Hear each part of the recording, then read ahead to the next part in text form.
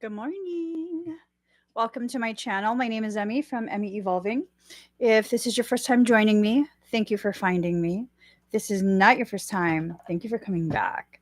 So I'm going to be pulling some cards really quick. This is going to be a reading for Pisces, Sun, Moon, Rising, and Venus. Also for your cross watchers. Also for those of us who find ourselves on this channel without any Piscean anything. You're probably an empath and you're probably needing messages from your soul.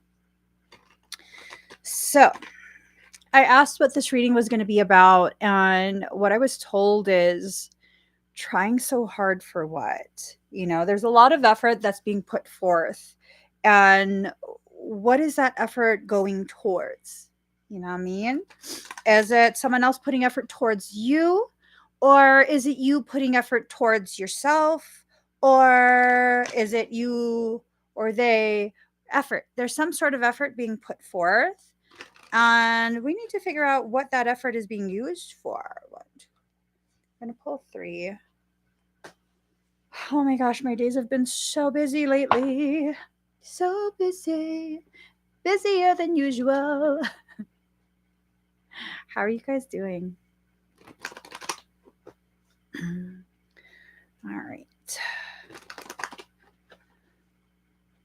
Almost. Let's just shuffle some more. Shuffle some more. Shuffle. Shuffle. Let's do one more shuffle. All right. Okay. Pull this deck out. Have that ready for confirmation. And then let's do this deck.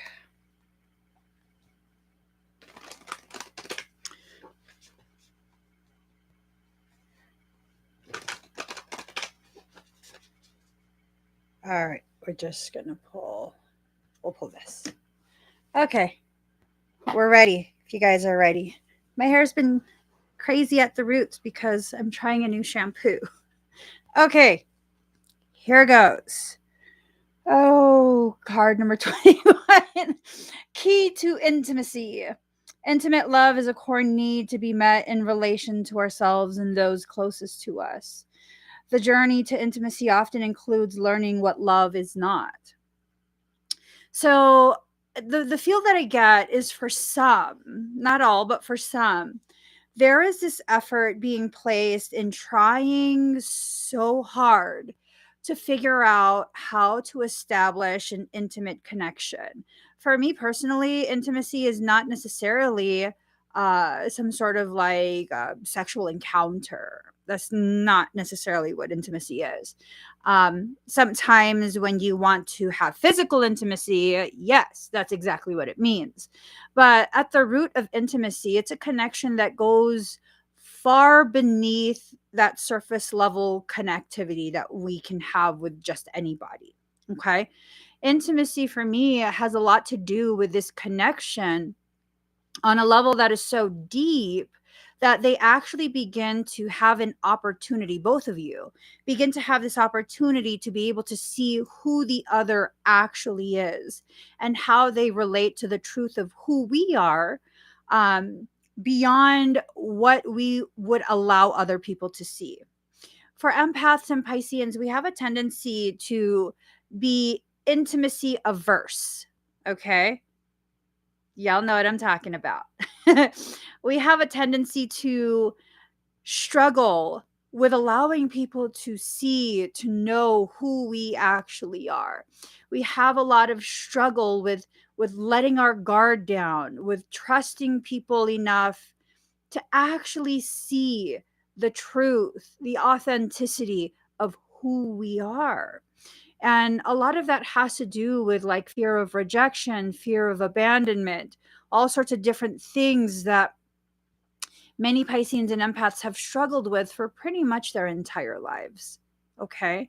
Pretty much their entire lives. A lot of empathic people don't really show who they are. It's not just a Piscean thing, it's a sensitive soul thing. The more sensitized you are to energy, the more aware you are of how erratic and frantic and chaotic people's energies actually are.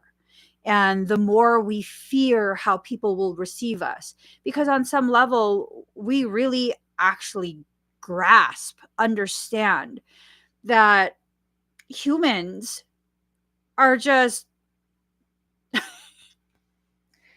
too much energy. They have no idea who they are, what they want. Very, very fickle, very, very like wishy-washy, very, very follow the crowd. And if you show who you are with someone, who's to say someone else won't tell them like, oh no, that person's not good enough.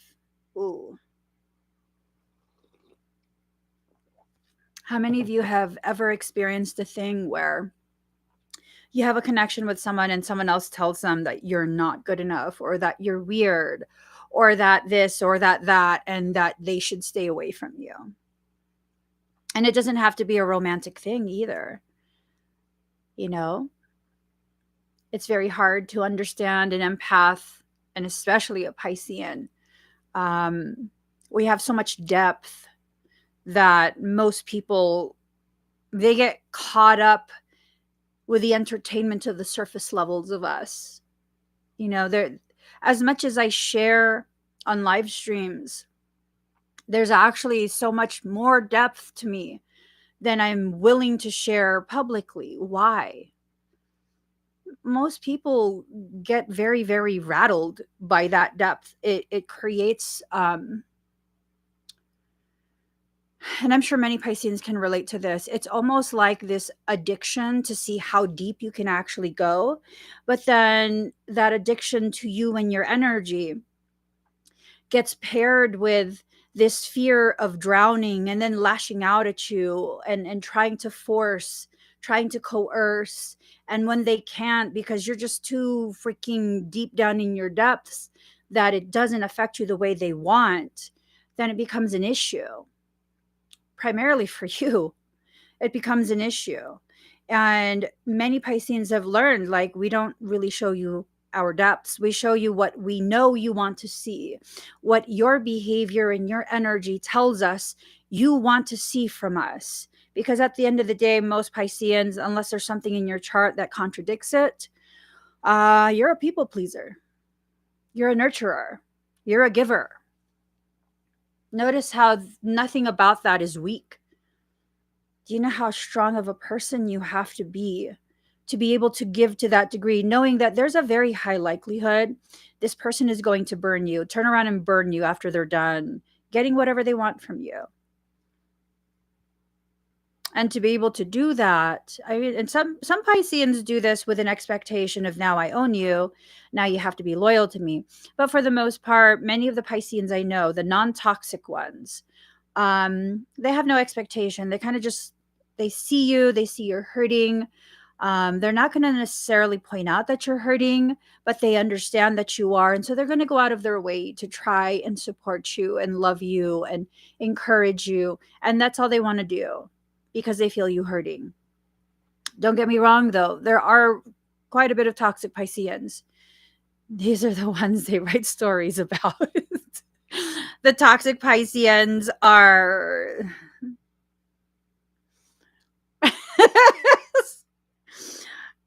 Toxic Pisceans are like the movie Single White Female. I'm just saying, okay? Yeah, it's not just a female, is all, any toxic Piscean, they can reach that level of like, whoa, for real? For real? You took it there. Oh my God. Oh, damn.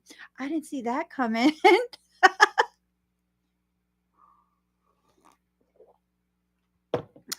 Yep. Yep. Okay. And they involve other people too.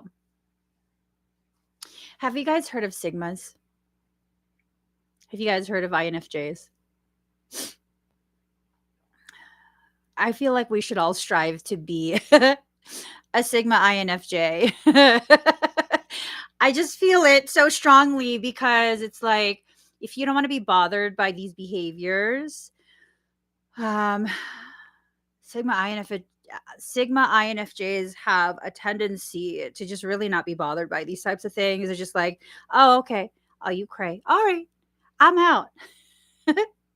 I'm just, yeah, I'm good. I'm good for real. I'm just good. Have fun by yourself. Yeah. See, the difference between a sigma and an alpha is that alphas actually need people to witness and reaffirm that they're alpha. They need followers. They need to dominate. They need to know that they're on top. Sigmas, they just naturally exist there. They really don't give a shit if you want to follow them or not. It's kind of just like, oh, yeah, sure. You going to the same place? Okay. I mean, you can walk with me. No biggie. Just don't be toxic. Just don't be toxic, okay? It's all good though. It's all good though. Yeah, no, I don't care if you're there. I don't believe sigmas are bored. I believe this is a culmination of all the ways in which all the circumstance in their life has affected them. I believe it has to do with epigenetics. I really truly do. I really truly do. Okay. Just like I feel like you could have been born as a Blu-ray, not a Blu-ray, I'm sorry, as an indigo. And through your life choices, life experiences, the way those experiences have affected you, you can actually find yourself in the frequency oscillation of, excuse me, a crystal child, a rainbow child, a diamond ray, a double diamond sun. It depends on how you allow your life to cultivate these gifts, these potential predispositions. And just because you have a predisposition does not mean you're guaranteed to experience that. You still have options. You do. You still have options. And you have to make sure the effort you put into things are going to be for your greatest good. So many of us put effort into cultivating things that really don't need to be cultivated. They just don't. They just really, really don't. I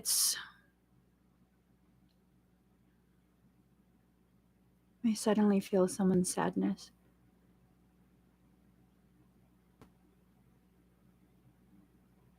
It's like this question of, how do I fix it? How do I fix it? That, like, what I'm hearing, what I'm feeling, like I'm hearing it. I'm willing to put the effort, but just tell me what to do. How do I fix it? I just want to fix it. I just want to rewind. I want to bring it back to that point and choose something else. I just want to fix it. Just tell me what to do.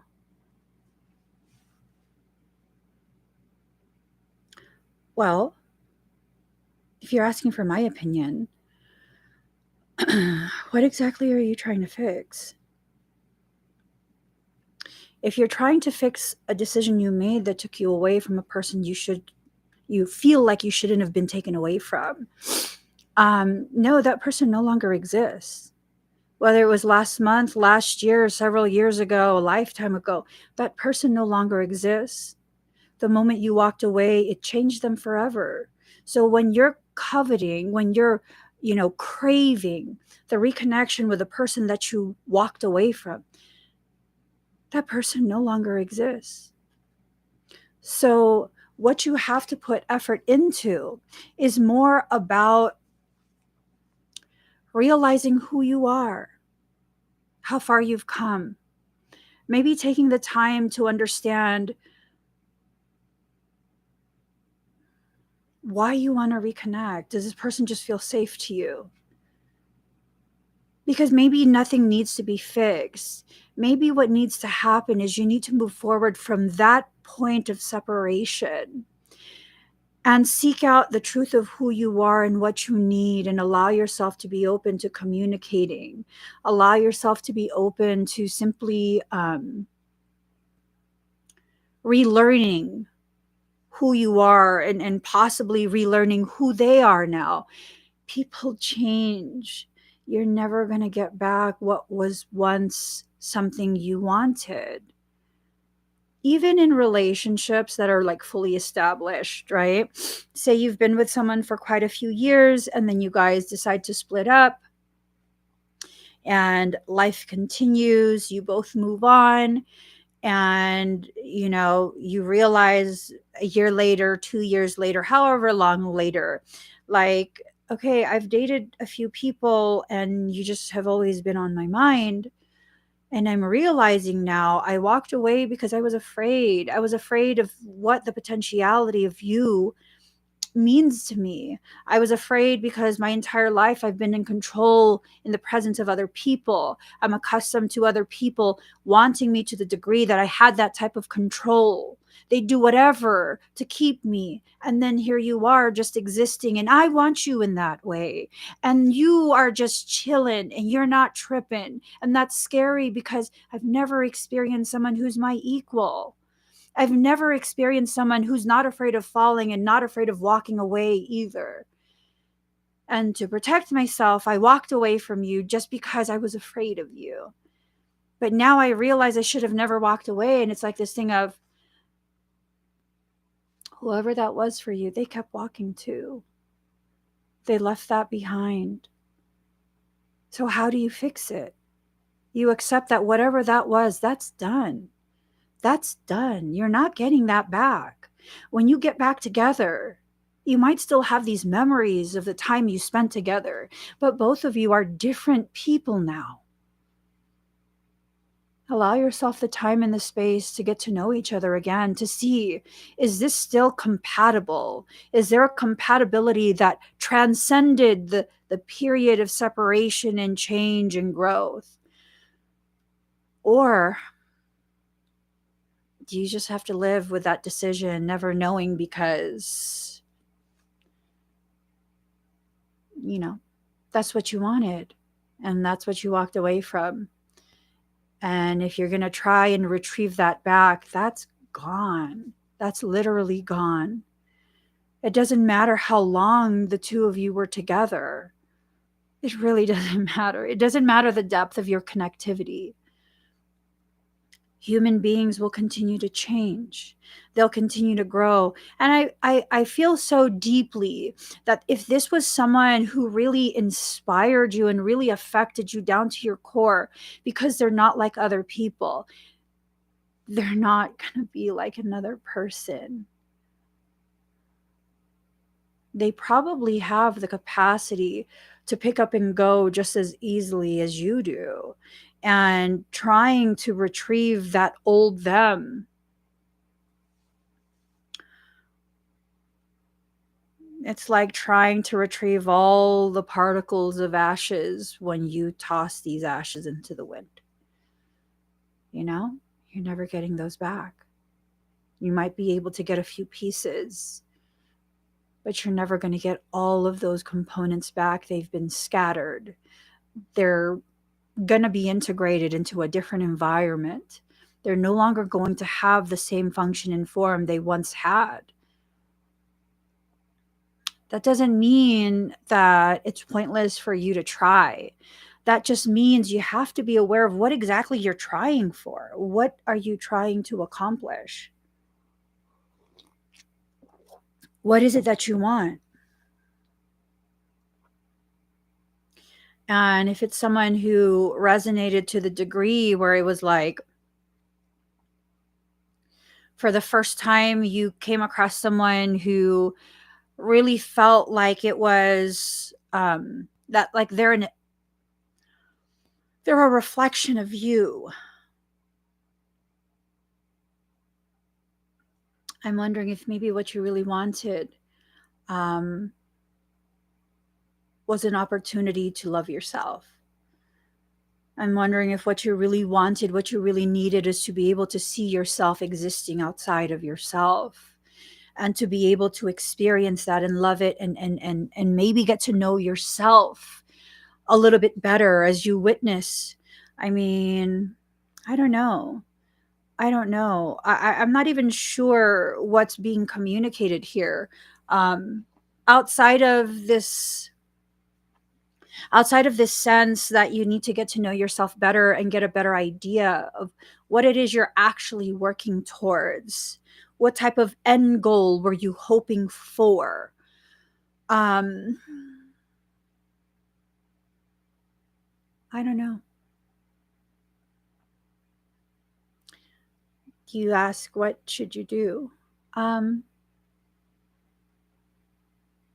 guess just observe and assess. Assess if there still feels like there's some sense of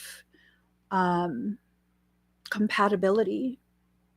And if there's a sense of compatibility, if you still, after observing, feel like there is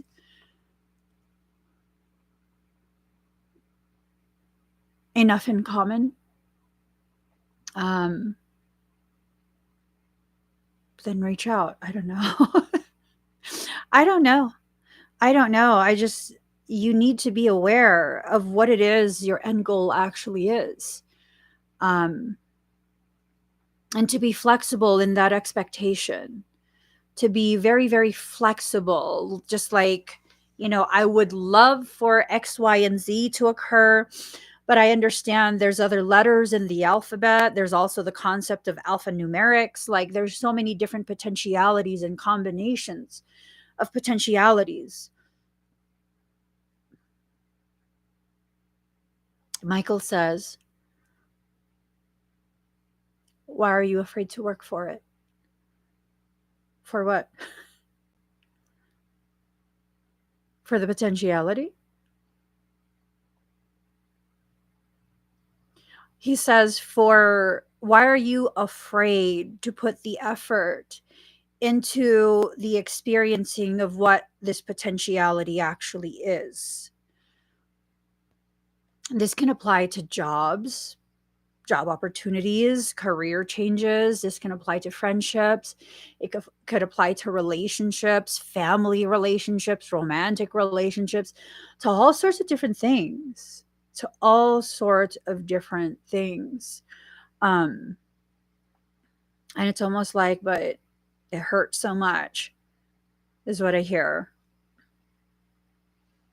Did it hurt because you were hurt by someone else, or did it hurt because your expectation was not met and you're not accustomed to not getting your way? There's differences to that, right? Right? There's differences to that. There's this whole potentiality that maybe it hurt you because you really invested in a particular outcome and that outcome didn't come to fruition. And that made you feel as though you were burned. But really, were you burned? Or did you keep playing beside a stove knowing what that stove was capable of? That stove has a capacity to burn down the entire house, but it also has the capacity to cook the food you need to stay alive as a component of the process that you go through to retrieve the nutrition, spiritual, emotional, mental nutrition. And maybe that's the problem. Maybe that's what it was. You finally came across someone who's actually intelligent enough to keep you on your toes. Mm. Mm. That would really intimidate some people. That would. Yeah. So then comes the question, are you intimidated by the person, or are you intimidated by the potentiality that person represents for you? Because really, this is all about you. This has less to do with a person than it does to do with you and your processes. This has less to do about the situation, opportunities, whatever it is, than it does about you and what you're going through, what you're learning through. At the end of the day, regardless of what I say in this reading, you're never going to know unless you try. You're never going to know unless you try. And if it's been held in your heart for so long and it's something that just like you cannot let go of it, of the thought of it, the potentiality of it, the disappointment in it, all these different things that keep bringing you back either to the situation, this opportunity, this person, this I don't know, whatever it is to you, because it could be so many different things. If it's taking up so much of your mental processing, you might as well try so you get a very clear idea of exactly where you stand. Love yourself enough to be able to face that, face it, face them, so that you can either turn to the next page in this book or put the book away, bring it back to the library and get a whole completely different book. That's just my logic on it. Like, there's no point in the what ifs, what ifs, what ifs. If you're going to be that fixated on it, just like try. Just try. And then if it's still a no, then it's still a no, and then you can let it go. At least you'll have your answer. You'll have that very clear knowing, like, okay, it's really not reciprocated. This event, this opportunity, this environment, it's really not for me. Or this person, this relationship, this family member, this friendship, whatever it is, it's really not for me. That I can just hold on to the memory of it and what I learned from it and how it encouraged me to grow, either while I was there or in the absence, the separation period, and just accept that as a gift from your soul. Ooh, yikes. For some, it's not just a separation, because separation carries with it the potentiality, the possibility of a reconnection, right? For some, it was a complete ending. It was just done. It was done. It was finished. Whatever it was supposed to be, that potentiality was taken away. But you won't know for sure unless you try. So if you've already lived like a year, right? If you've already lived a year through this type of like, oh, should I not? Oh my God, I want to, but oh my God, they might not want me around, or I don't want to take this, I don't want to take this opportunity because what if they don't hire me? What if I don't get the apartment, or like, what if I don't make it in this foreign land? Like, I want to move abroad, and what if I can't make it? What if the locals don't like me? And it's this thing of like, don't you want to at least know? Don't you want to at least know? You're putting so much effort into the processing of the what ifs, and what ifs will always just be what ifs. They're open ended, they never close. You consistently bleed out energy into that pool of what if. Wouldn't you at least want to try to reconnect that tube that you're bleeding out of? Or at least go through the effort to find the clamp, to clamp it shut, so you're no longer bleeding energy into that what if.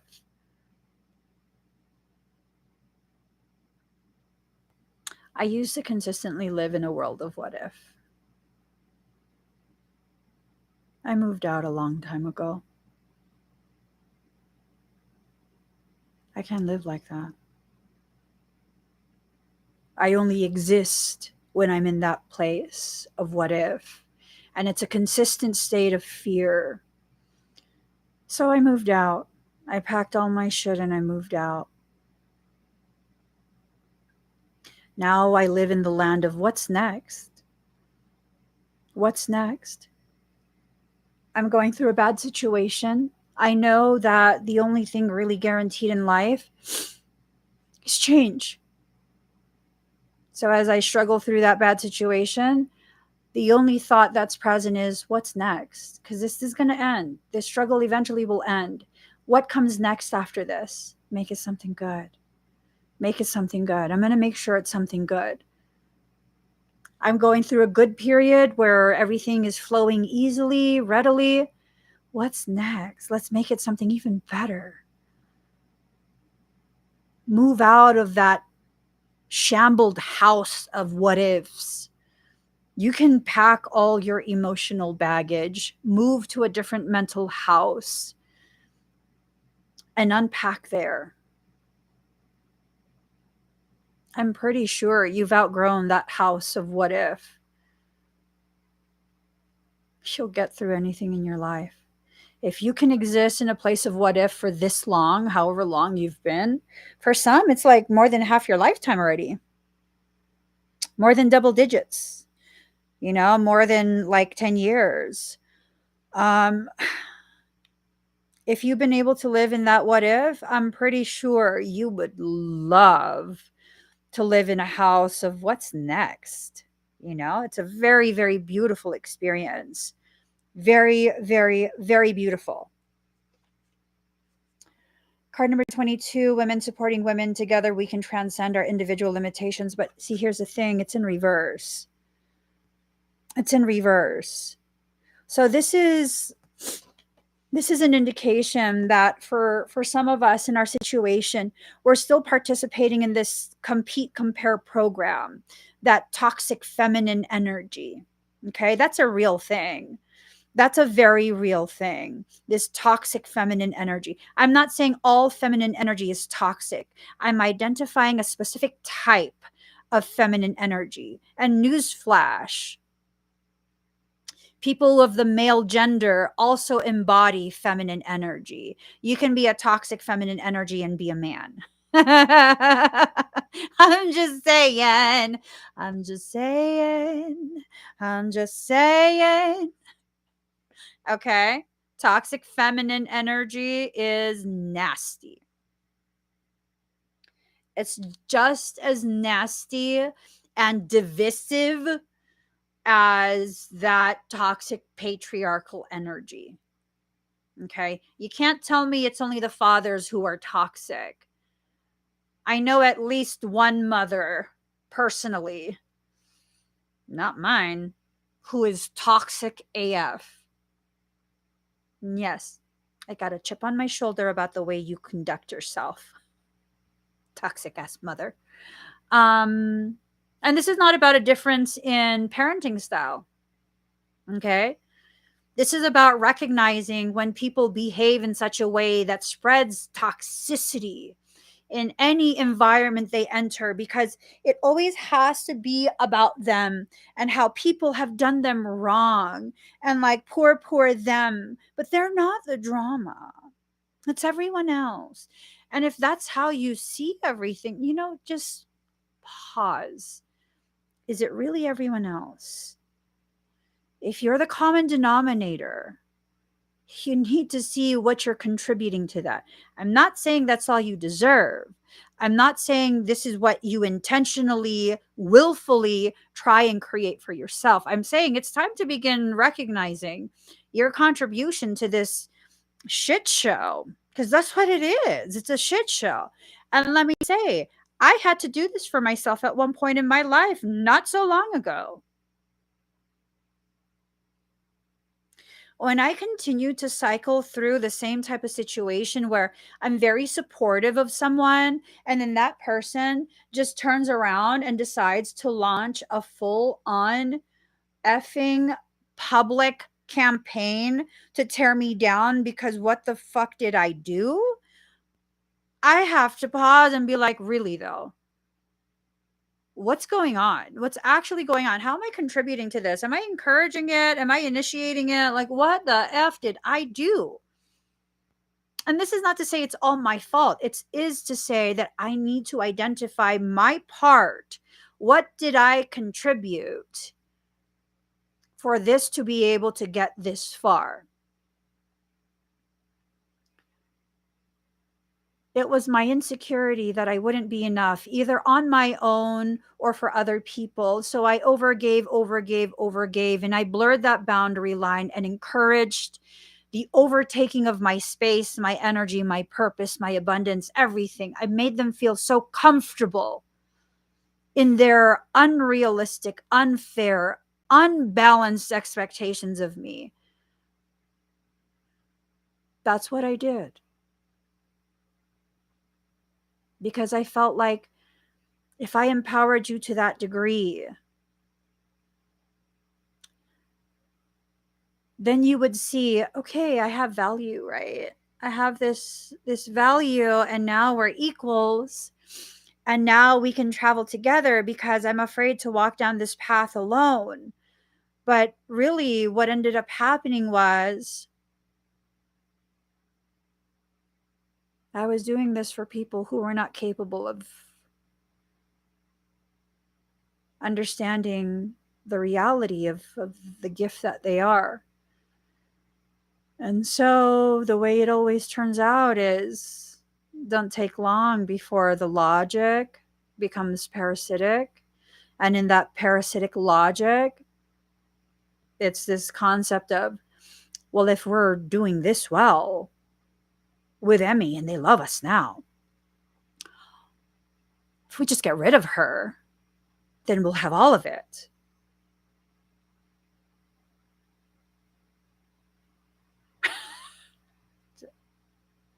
All of what? All of what? Like, if we just get rid of her, then we'll be her.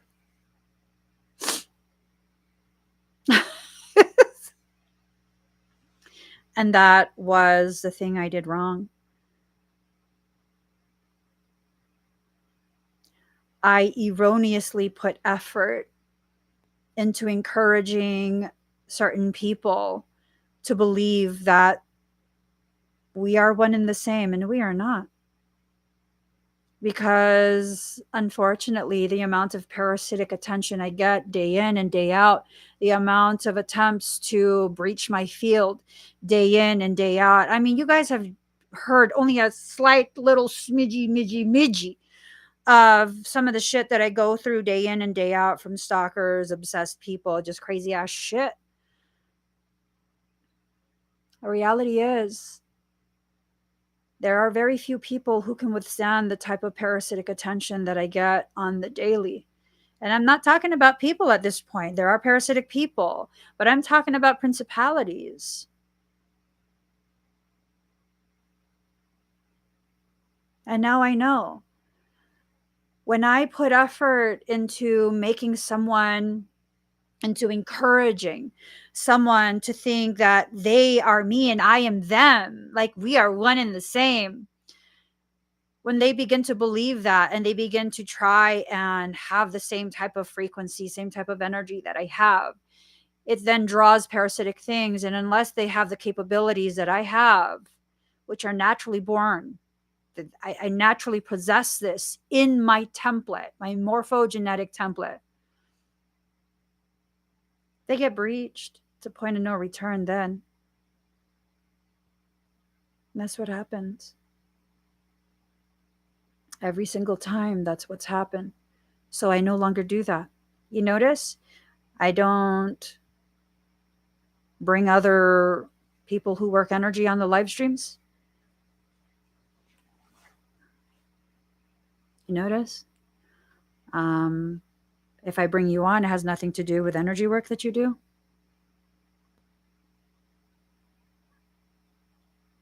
That we just talk about other things.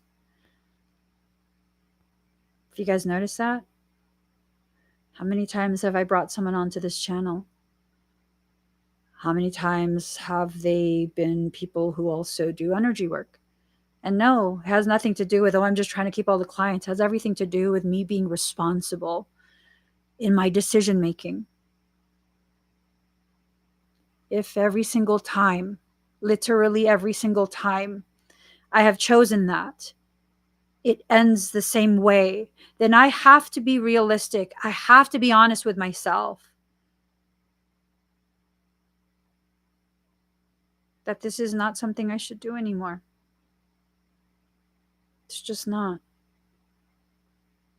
We put so much effort and so much work into certain things. And when you really look at the root causation, the root reason that you choose these things, it's usually because of insecurity.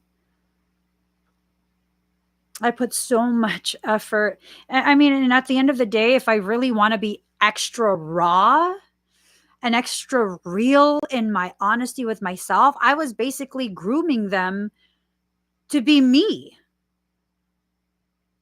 The countless hours I would spend teaching this and teaching that and teaching and teaching and teaching and teaching privately so that they could be strong enough to literally stand beside me and like literally go to war beside me if we need to, if we actually need to. That was my insecurity. I didn't want to do it alone. It's a solo mission.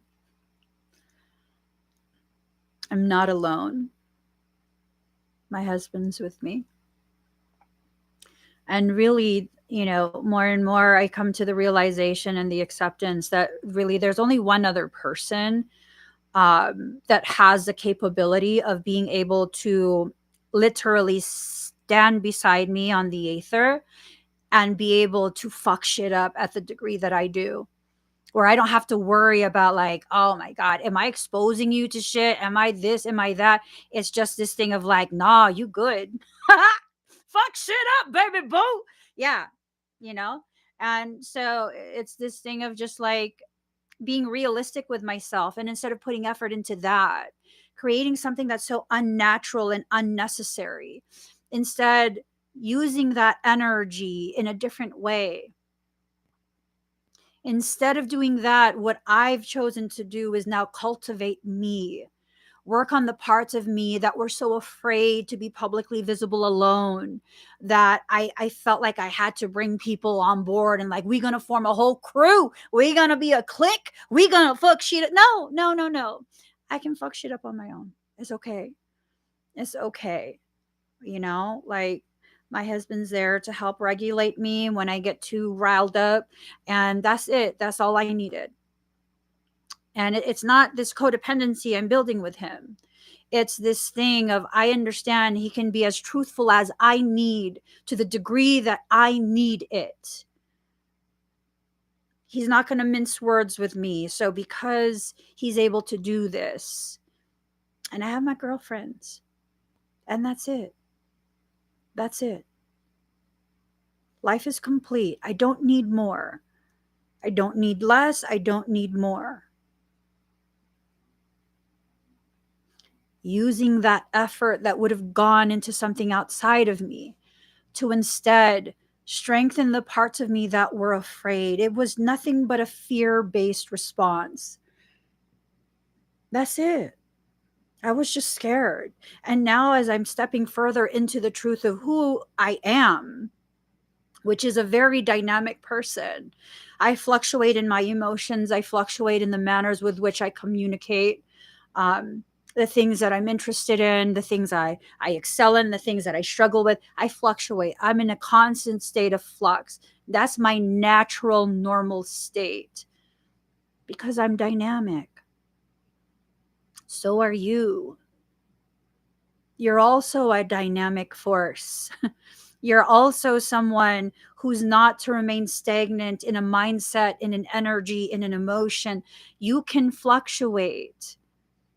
When you try and make it a goal to remain in one place because that's like the epitome, those are the goals. As you travel down your path, you know, that's a flat line. That's evidence of your spiritual death. I want to be alive in the human sense as well as the energetic and spiritual. I want to be fully alive and fully integrating these different potentialities that exist within me and just exploring that with no expectations in regards to how those potentialities will play out and where those potentialities will take me and, you know, the end result of what those potentialities are. I just need to know I have limitless potential and that I am free to explore those potentials throughout the entire duration of my life. I can take periods where I don't want to explore and I'm just going to sit and observe where I'm at, and then periods where I do want to explore, and I will explore, and I'll find different parts of me that maybe are now more applicable than the current me, and allowing the space for that to come forward. That's a really beautiful thing. That's a really powerful thing. That's a very, very sovereign and liberating thing to be able to exist in that way, where other people's expectations, other people's demands are other people's. They don't belong to me.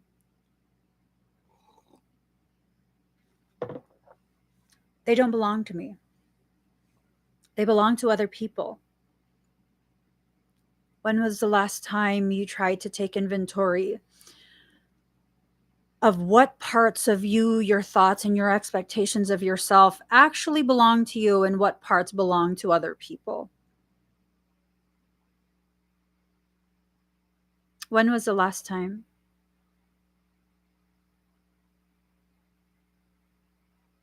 So here's a little bit of an analogy that Michael is presenting. The type of stores that do that tend to be the bargain basement type stores.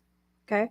They tend to be the type of stores that receive, what do you call it, Daddy, when the merch really is not sellable because, oh, one-offs. It's one-off the actual design. There's some sort of maybe damage to it, or maybe it wasn't sewn properly. Maybe the glue came off or the buttons came off.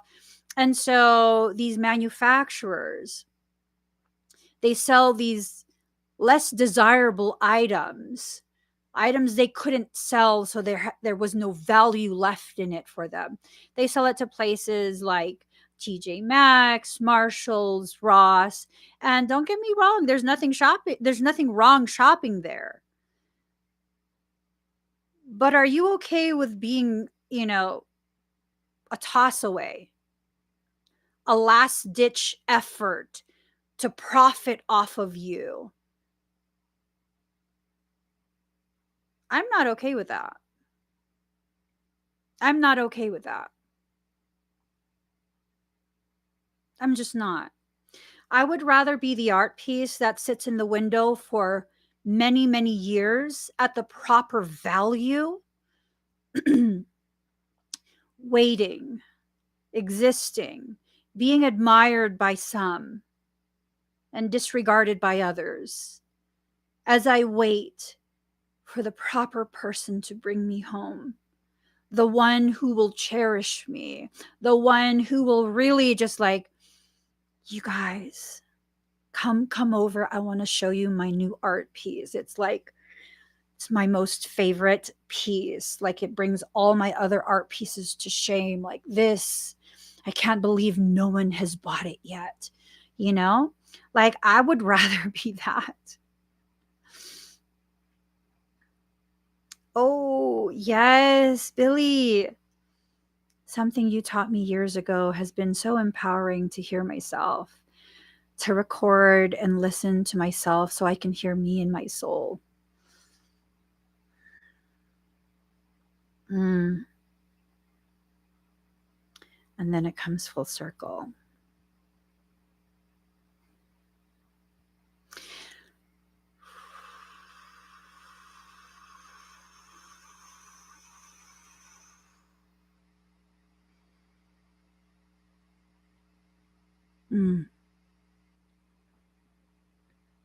Sometimes I wonder if the profound tidbits that I share really are nothing more than asking you guys to hold for me messages from my soul until I reach a maturity level that could receive that information. So I told you that years ago, Billy. You want to hear something ridiculously fascinating? For months now, maybe even a year, I've been being instructed by my soul, with Michael chirping in every couple weeks or so, that I need to go through my videos and edit clips that are just a few minutes long. And the Capricorn in me was like, oh, okay, so for marketing, so we could like cross promote, right? That's what it's for. Marketing. Few minute long clips. I would need to pick the most potent parts, and then I would post it on other platforms. And if the message like really resonated and it was just a little nugget, a nugget of information, then the thought is that little sample would then cause the person to go here, and it would drive traffic here or to my website, and the whole marketing thing. And then reading what you just wrote, something you taught me years ago, has been so empowering to hear myself, to record and listen to myself so I can hear me and my soul.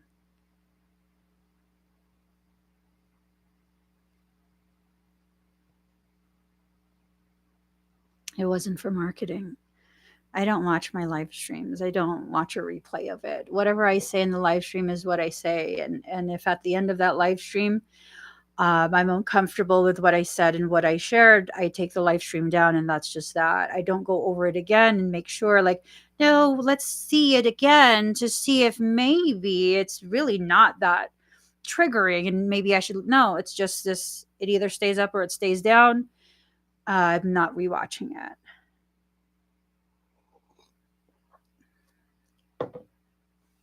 And it's like, I convince myself because it's weird to hear my own voice. It's weird. It must be some form of narcissism for me to watch these old videos. Like, come on now. That's weird. Why would I need to rewatch it? Because they're my thoughts. They're coming out of my mouth. Why would I need to view myself in a third person?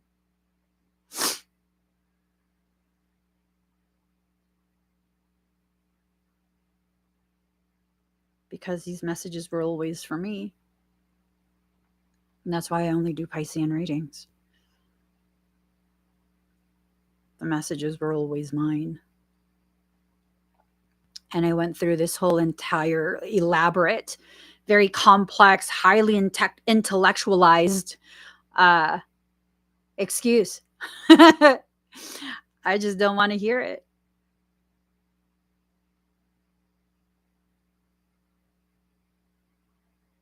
And maybe it's time to.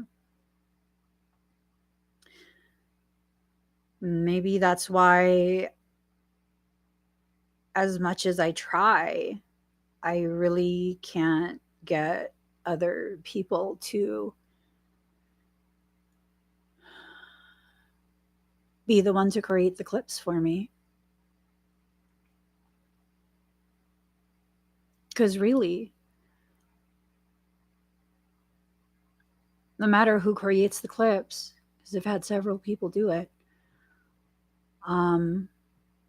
it's always this feeling of, no, there was something else. There was something else in that video. This can't be the epitome of that video. This can't be the entire message in a nutshell. This can't be all there is in that video. But I never was able to bring myself to watch the live streams again. And so maybe that's what we need to do at this point. To hear yourself, to record and listen to yourself so you can hear yourself in your soul. And maybe you won't listen to it right away. Maybe you'll listen to it years later. But to be able to archive all of that and hear yourself as you go through your process. And I don't think it's enough anymore to journal. I don't think it's enough anymore to simply use social media to document through posts. Because oftentimes when I have a moment in my day, I will actually go ahead and go back to my Facebook personal page, and I'll look at whatever I posted that day. And there's plenty of times where I've seen myself having posted something a year, 2 years, 3 years, 4 years ago. I'm like, ooh, that was profound. Who was I mad at then? Was I mad at someone? What the heck was going on in my life that those thoughts came out, that I was resonating with that specific, meme or axiom or whatever it is. Like, what was going on?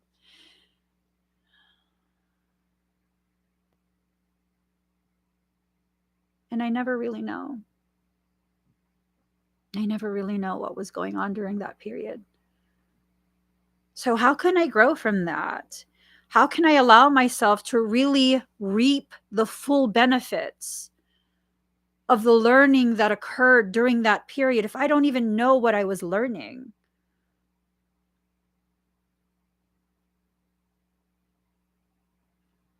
I think it's time for us to witness ourselves.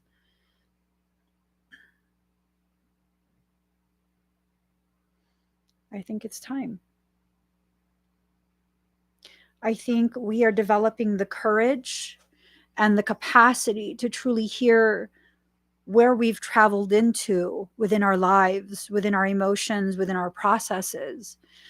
I still don't like the sound of my voice. I don't. I don't. I don't. It sounds a little like weird to me.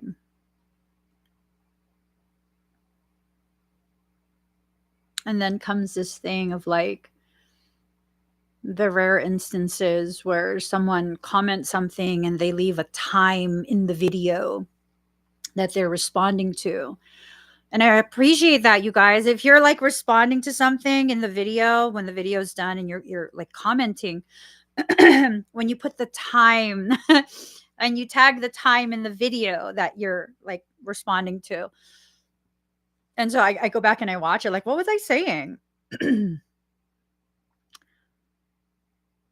And then it's almost like I'm viewing it like it's not even me. Like, I don't know who this is.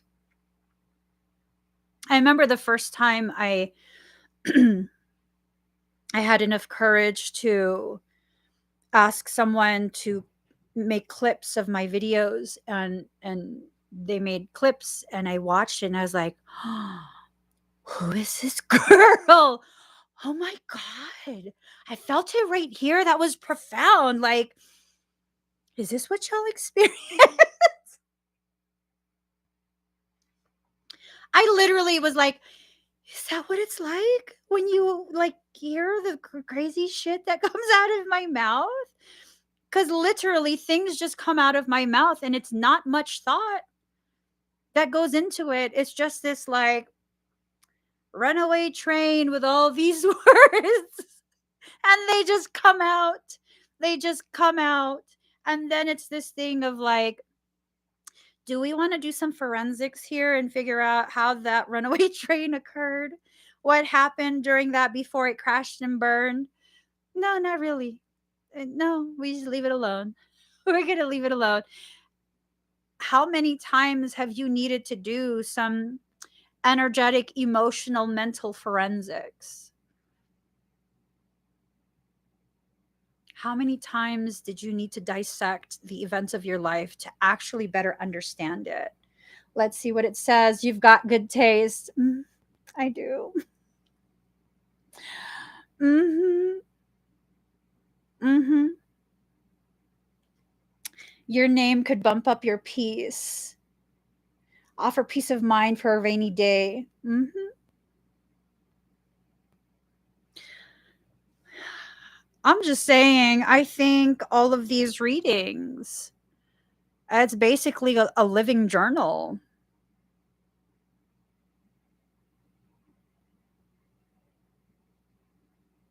Ooh. Ooh, a few months ago, I was instructed to rewrite the entries of my old journal one by one. I had not even really opened it in over a decade. It's been so deep and beautiful to witness myself. Ooh. Maybe at some point. mm,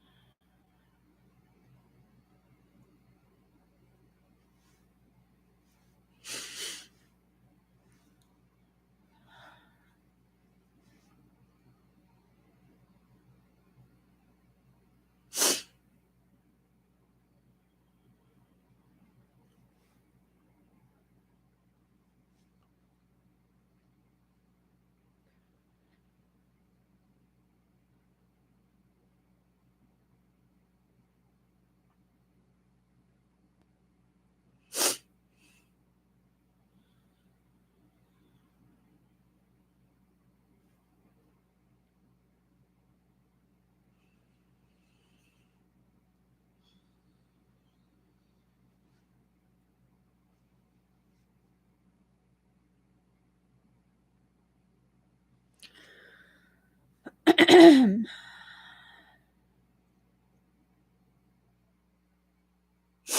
sorry, guys.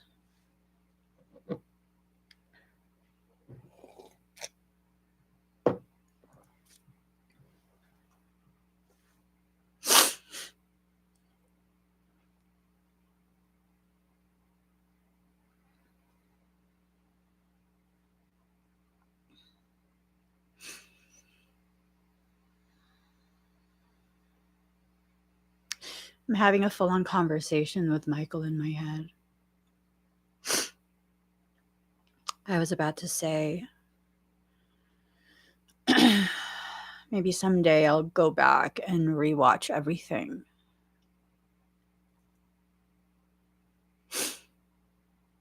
And immediately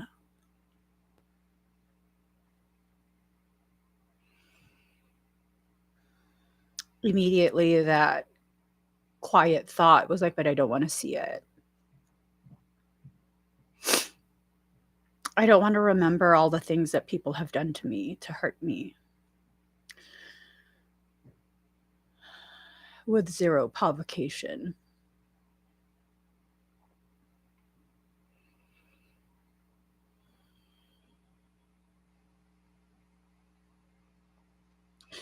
And then came the realization that really, as much as I try and convince myself that I'm healing, am I actually? Some would say yes, because you're witnessing a process as it occurs. But the truth is no. I'm not healing to the degree that I deserve.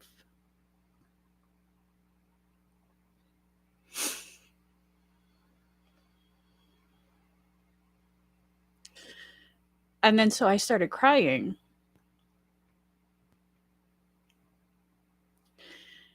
And then he pointed out the tears only come out of the side that's not facing the camera.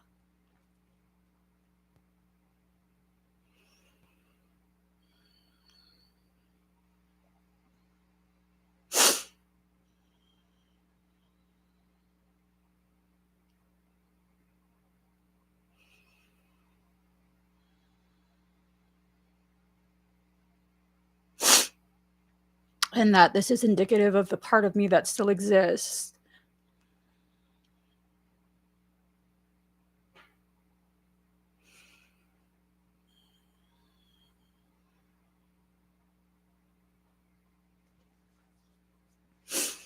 That feels shame or guilt for inconveniencing people.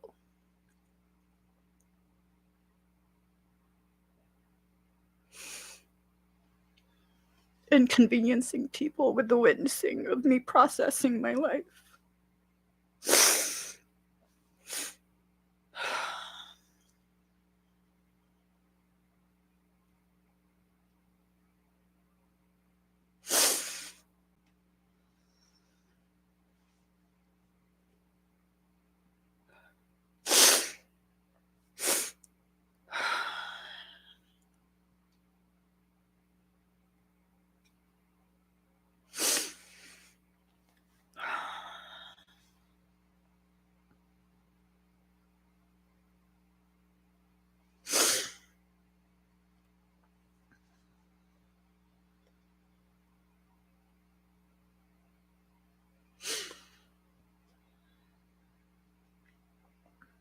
And then he says, so you're just going to sit quietly. What do you want me to say?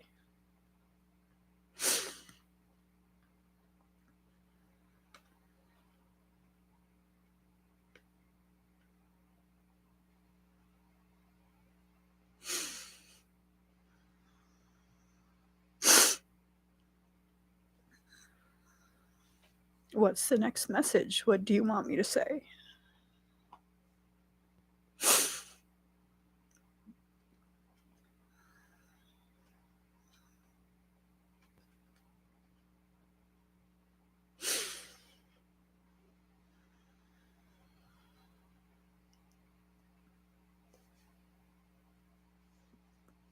And if you don't want me to say anything, then there's nothing left to say.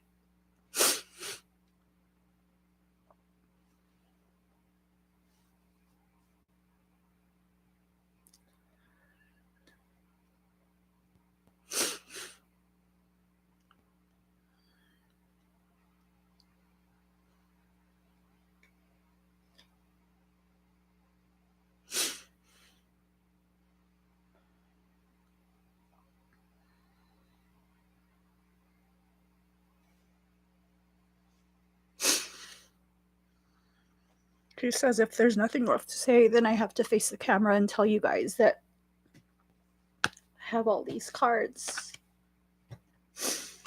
of messages for everyone, and I don't have the courage to continue the reading.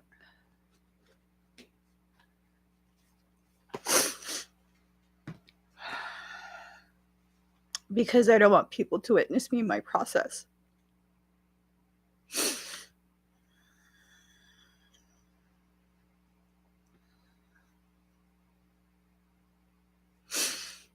And now he's like, you're not going to get mad.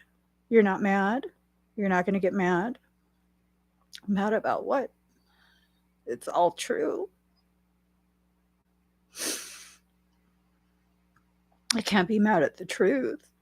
It's not a secret. I don't want to live stream. It's not a secret.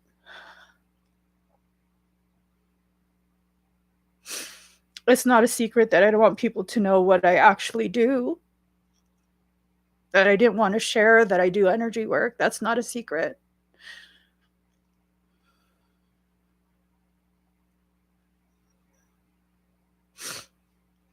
It's not a secret that I struggle with existing as a duality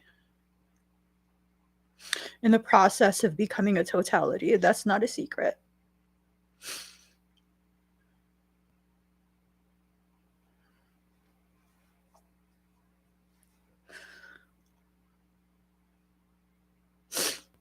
So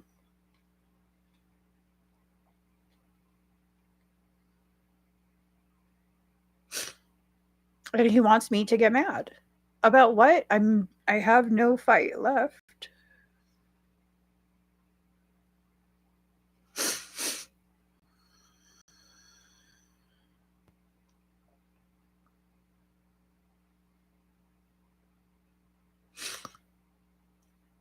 If I my purpose, it comes down harder on me. So then why fight?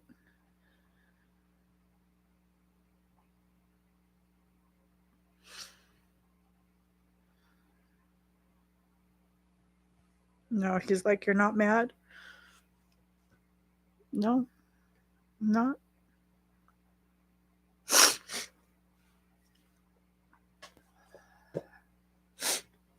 So, what's the next message?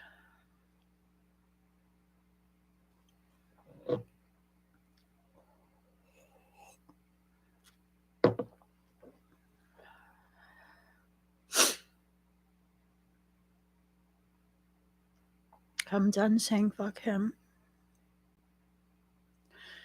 Just tell me what they need to hear so I can be done and get to the next part of my day.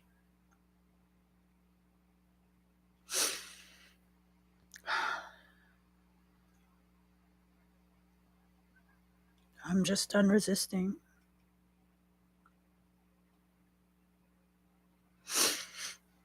And if he doesn't want to tell me, then I'll just keep pulling cards until they're done. Card number 23, Broken Dreams. Only you can accept or reject your dreams. Only you.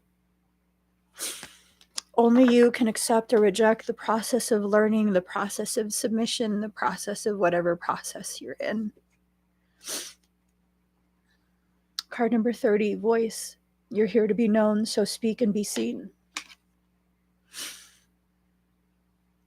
Speak whatever truth you need to release from that spring of energy that exists within you. There's this huge amount of energy that sits within you, and every time life fractures you, that's another point of exit, a point where this energy can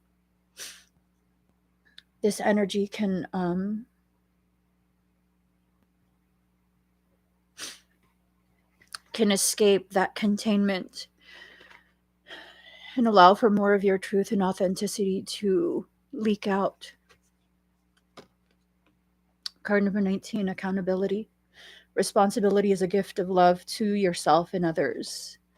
Holding yourself accountable for the ways in which you restrict yourself in the flow of your life and your truth. Just allowing things to flow the way they should.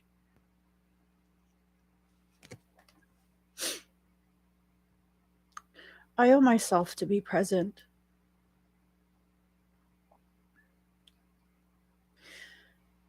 You're right, you don't owe anyone anything. I owe it to myself. I owe it to myself to be present, not because I'm forced to be present, but because I choose to be.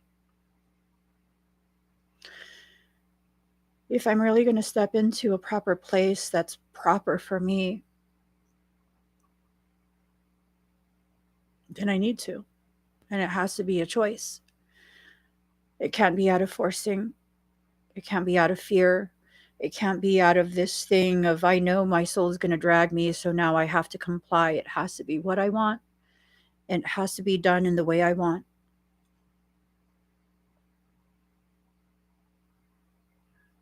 So I owe myself that. I owe myself that type of presence, that type of witnessing me in my own process.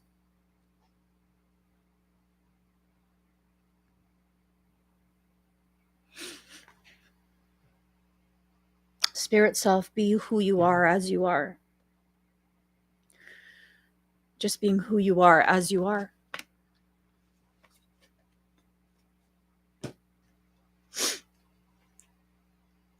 Dream a beautiful dream. You need to be at the epicenter of that dream. If you want change for humanity, it has to involve you too. If your dream is to have this place of peace for all people to exist, you have to be able to allow yourself to exist in that place of peace as well. You have to be willing to, you have to want to. Not just say or logically deduce that that's the only feasible option, that that is the proper solution. It has to be what you choose. It can't be chosen for you, not even by your soul. The whole point of you having that bare minimum connectivity to your soul through the resistance of the density of your flesh is so that you can make decisions and select options that a human brain would choose.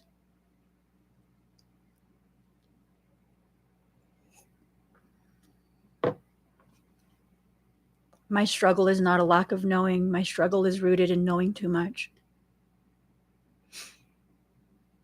My struggle is in a highly developed precognitive ability, being able to follow strings. And when I know where the reading is going, I shut off because I don't want to know.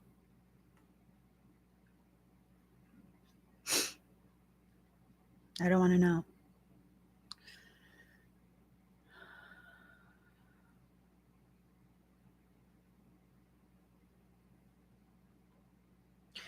Maybe in that act of not wanting to know, it forces you back into this place of slumber.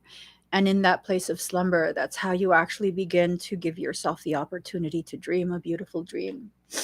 But if you're so busy with the intellectual component of avoidance, understanding the pathology of your psychology, you'll be too busy playing this game with yourself to actually learn what needs to be learned to the degree that you deserve, to show up in the way that you deserve.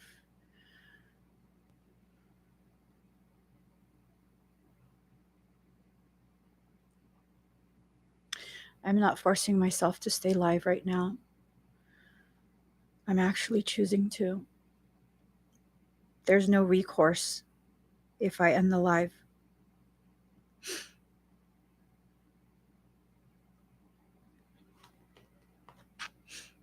Free from judgment, free to love.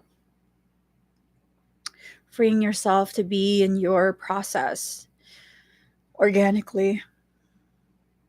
Whatever it is, wherever it is, whenever it is, that's your process. It belongs to you. Only you can control the valves that allow for more flow or less.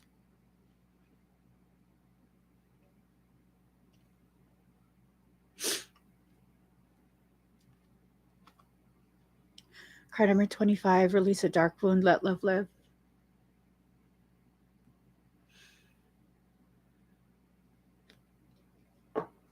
Letting go of that limited perception, letting go of your adherence to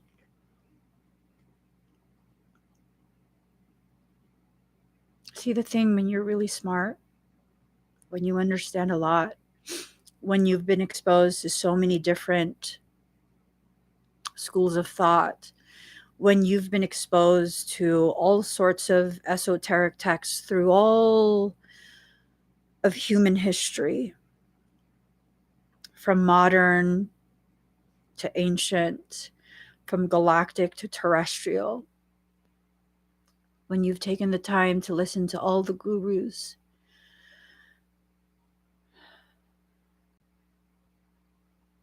you've weaponized your knowing. I'm very, very good at finding a way around anything and everything. That's one of my most highly developed skills. If you present a roadblock, something I don't want to deal with, I'll find a way around it. If I can't find a way around it through the sides, I'll find a way over it or under it. If those are blocked, I'll bulldoze right through it with my intellectual capacity. I will utilize whatever teachings I need to utilize to justify the bulldozing through that blockage.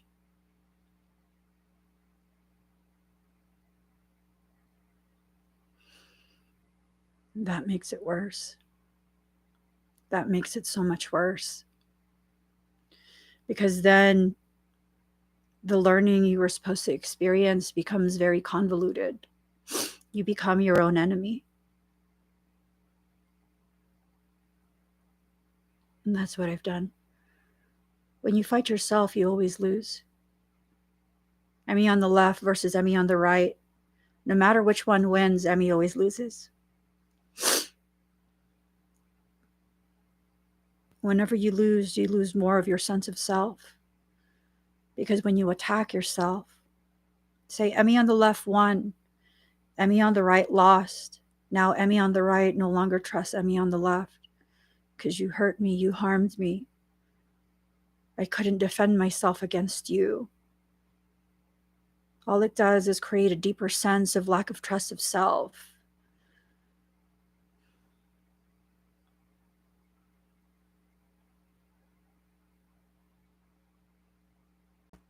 And then comes this realization of, if I can't even trust myself, if I know I have the capacity to manipulate myself into submission, into subjugation, being subjugated by the more dominant parts of me, am I doing that to you guys?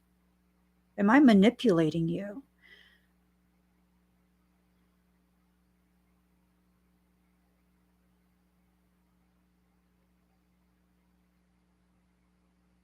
And it's so easy to then slip and slide down that slope of self-attack. At the end of the day, am I a manipulative person? No. If I were manipulating you, what is the end goal? What is the objective of that manipulation? I don't know. Because it's not like I'm exactly trying to convince you to worship me and follow me and get more people to join my cult. So then did I just manipulate myself into believing that I lack integrity and truth? And when you really resonate with this, you need to really understand and really, really see the only one you actually manipulate is yourself. And you use anything, weaponize it, and use it against yourself. That's what you just witnessed.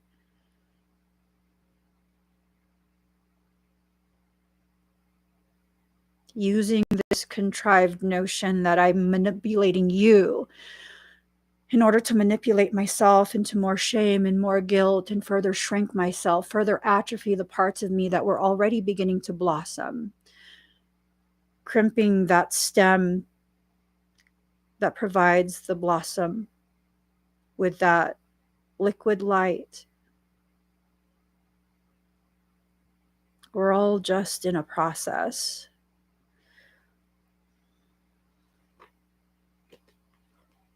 Are you really coming to life, or are you pretending to live? Are you using the messages of soul to justify the grumblings of that monkey mind, to paint a sweeter picture than what you actually are living? And I don't mean that you're lying about things being amazing. I mean that maybe there's this part of you that's hiding even from yourself how unfair a lot of things have actually been.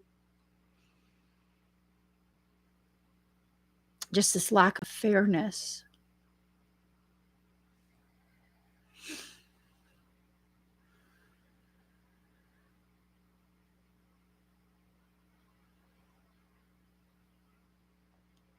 And then comes this thing of like, if you're functioning as a teacher,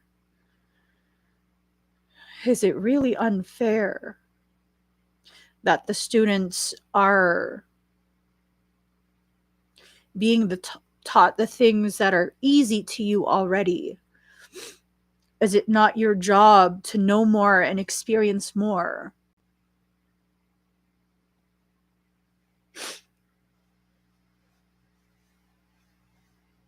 So in that case, is it really unfair?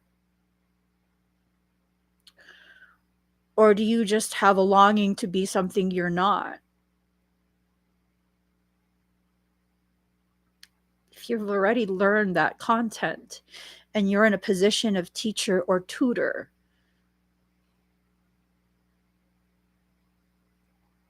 how could you ever go back to being the student of that very same subject matter at that level that's already so easy for you? So then is this a thing of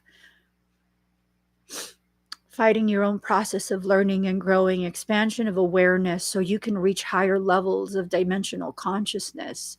Why do you expand your awareness? So you can fit yourself in the identity you identify as in this life through that hole that takes you into a higher plane of dimensional consciousness. It's like a reverse cervix. You expand that awareness the way the cervix expands to let the baby out. You're climbing back in.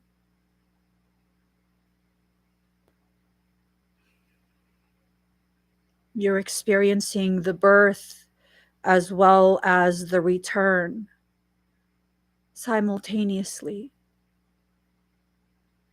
That creates an entire circuit, a closed circuit of growth.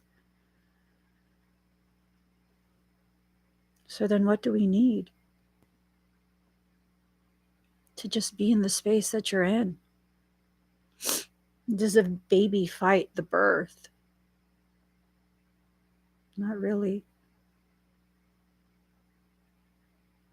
And then comes this concept of sometimes when a woman labors, she clearly needs assistance from others, because what if the baby is breech? What if the baby is not, in the proper positioning? What if this? What if that? And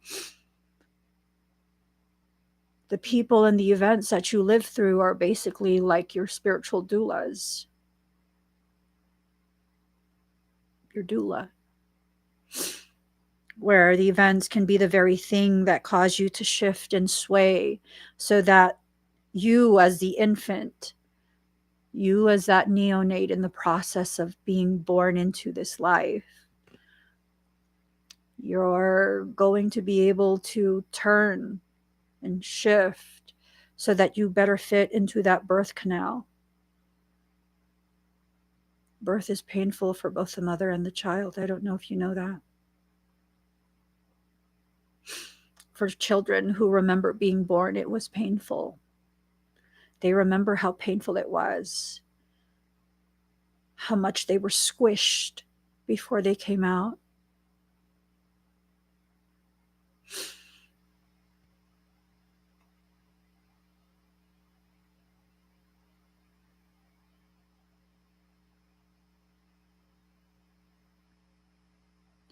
The pressure you experience as you live is nothing more than the pressure that the child experiences as they're being born. It's just extreme pressure. Here's the thing, though. That's the very pressure that helps to expunge all of the fluid that's in the lungs while you're in utero. While you are in that amniotic fluid, you are breathing it in. It's in your lungs. You breathe it in, you swallow it, you pee it back out. It's a part of you.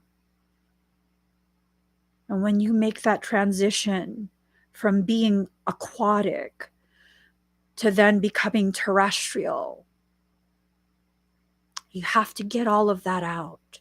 That's why they want the baby to cry when the baby is born, because that crying is healthy. That process clears the lungs further. That's why they use that suction. So what happened before that bulb was created? Before we had functional hospitals, before we had metropolises and civilizations, what happened before that? Doulas and midwives existed.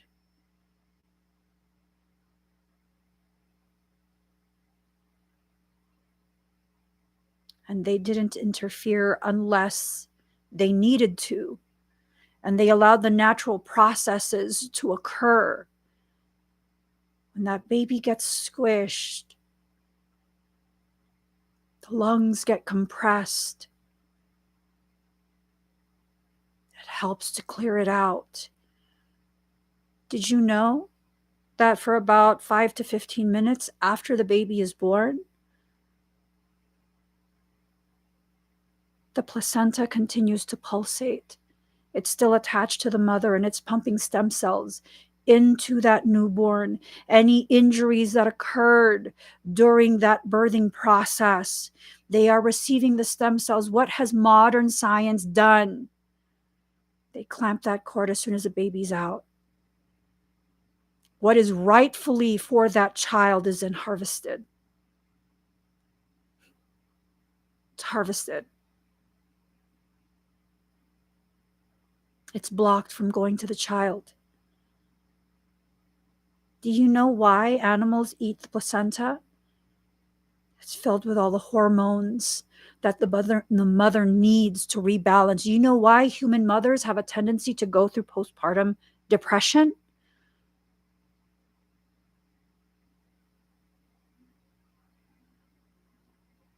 We've so far removed ourselves from a natural process.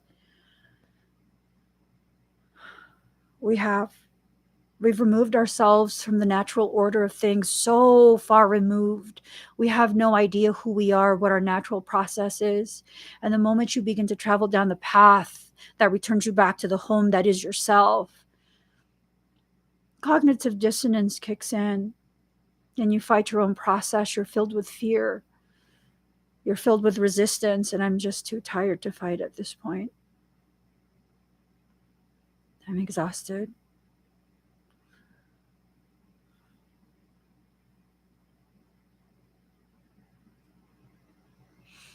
Not exhausted because life is hard.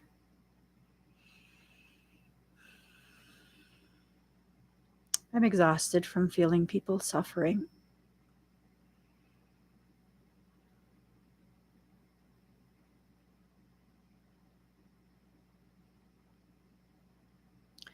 I'm exhausted being the person that I am because I can't just feel or witness another person suffering and not be affected by it. And maybe that's not a curse. Maybe that's the very thing that keeps you from becoming so comfortable that you ignore the reason why you were born into this life to begin with. Maybe that's why really fucked up shit keeps happening to me.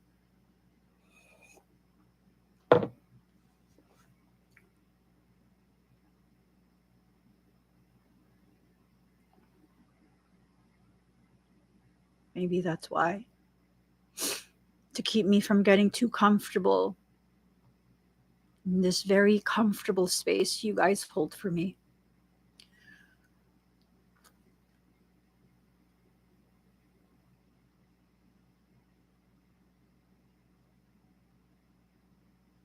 Maybe that's why. And maybe I don't understand why, and maybe it's not time for me to understand. Maybe it's time for me to just be fully present and continue to push through. Continue to push through my own fears, my own distorted thoughts, my own perceptions that lead to more distortions. Maybe it's just time for me to be in my process and not have any expectations of myself, to put more of my effort into me.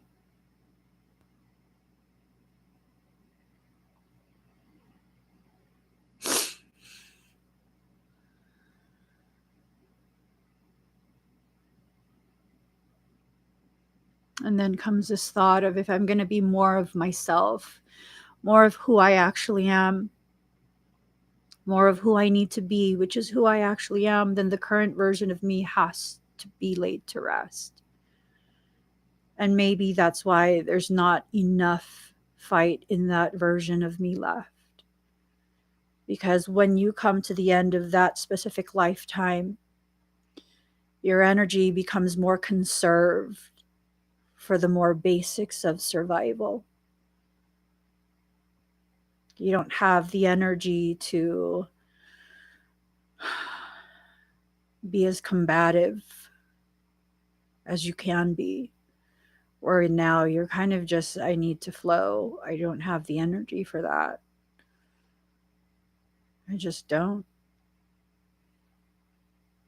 I don't have the energy to fight my own process, to fight things returning and things being pushed away.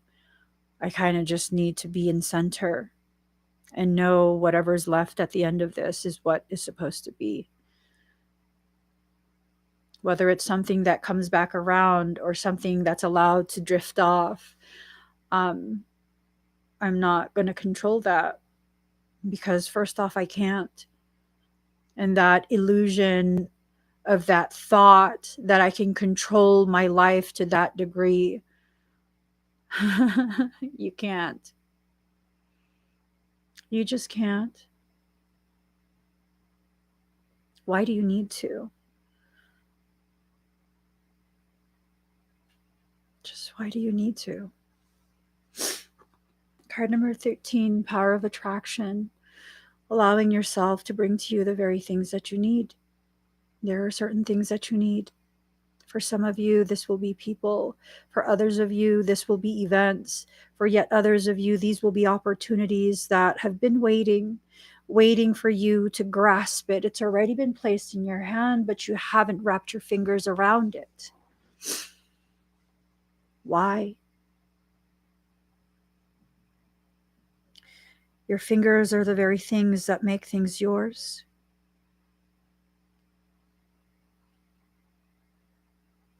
It's the part of you that wraps around something to hold it and take ownership of it. There's this saying, I can't wrap my mind around it. Well, that's you just trying to understand.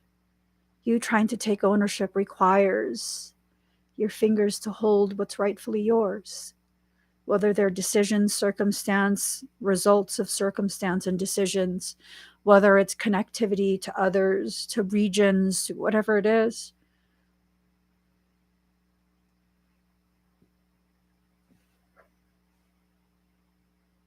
Don't trust your gut. Understand it. Ooh. Literally, that's the notification that I just got. Don't trust your gut. Understand it.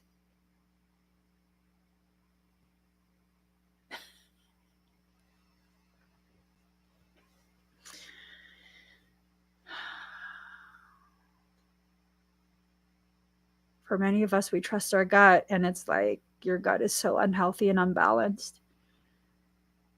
One of the most prevalent pathologies that neurodivergents suffer through. Neurodivergents are very special people. Why? They weren't designed to fit in a box. That's why they're not neurotypical. It's their difference in brain processing structure and form.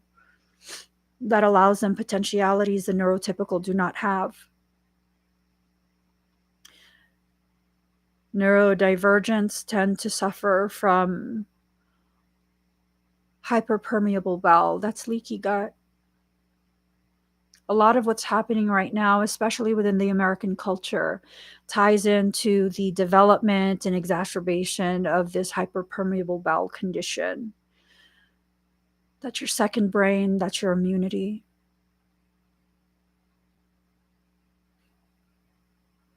When I'm exposed to foods that I am intolerant of, my leaky gut becomes flared, and it's such a huge inflammation that first and foremost, my belly looks like I'm about 3 or 4 months pregnant. And then the pain of that, and then the process, it's such a delayed process of healing, because first and foremost, so long as that irritant remains in your gut, it will continue to cause damage. And because it's in your gut, it's causing an inflammatory response, which slows down the process of excreting that out of your body. Like for me personally, if I eat something I'm intolerant of, that I have a food sensitivity to, the level of inflammation that I experience, systemic inflammation, it will basically arrest my entire digestive process. Peristalsis is halted. It's halted. At least for the first 24 to 48 hours. That's how bad it is.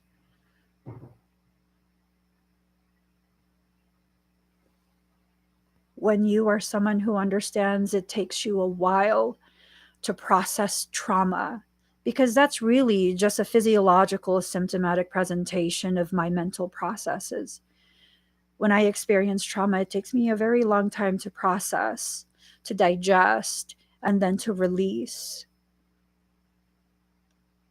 It takes me a long time. Once upon a time, if you traumatize me in some way, it will take me no less than 2, maybe 3 years to let that go. Not necessarily to forgive you and move on, but to let go of that shackle and just holding on to it like, why did you do that? Takes me about 2 to 3 years to finally stop asking why.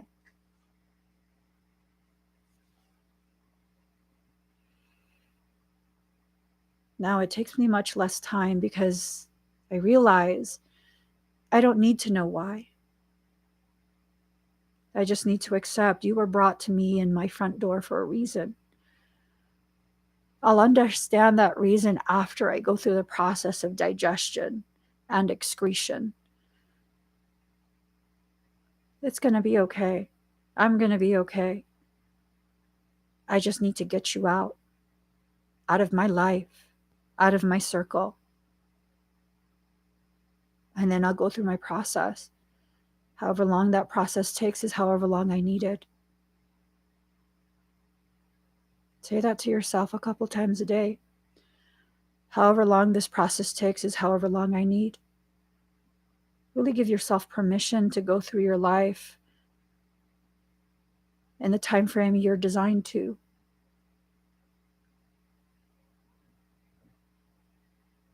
I didn't need to go through anything that made me feel like I'm living wrong, I'm existing wrong. Like, we don't need that. We don't need that type of experience after we've grown through it.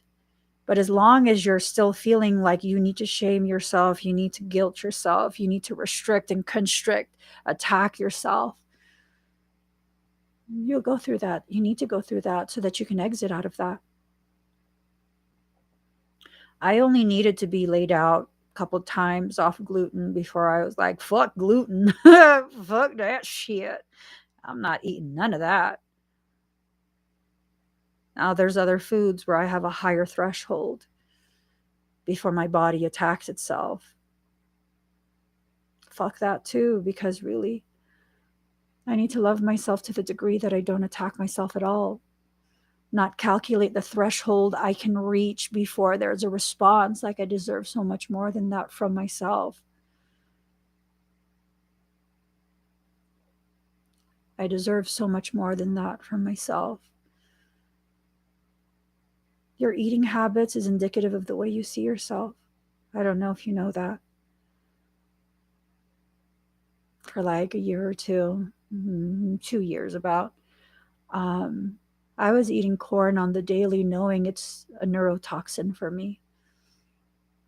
It affects my brain function. It affects my vision. It affects so much. And I was eating it. Tacos all day, every day. It wasn't because I love tacos. It's because I was punishing myself. I realize that now. I didn't realize it as I was doing it, but I realize it now. Oh, give the gift of somewhere, not something.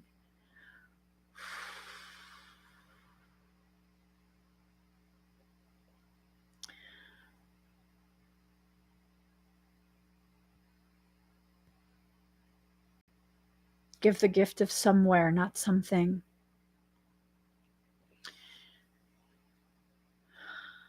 And maybe that's the thing.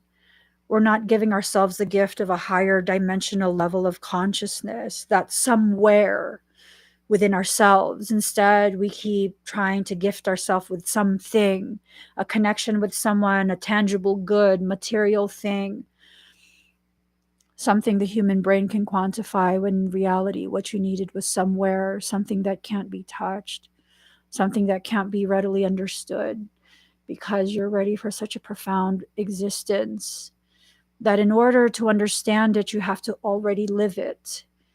And if you're going to need to understand it before you do, then you're not worthy of it yet. And maybe you're already worthy of it, but really you don't believe you are. So then you go through this cycle of trying to understand because. Because what?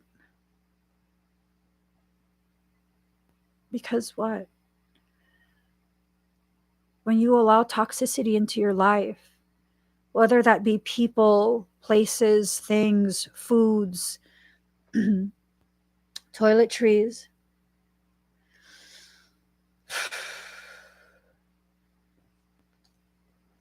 words. Listen to this.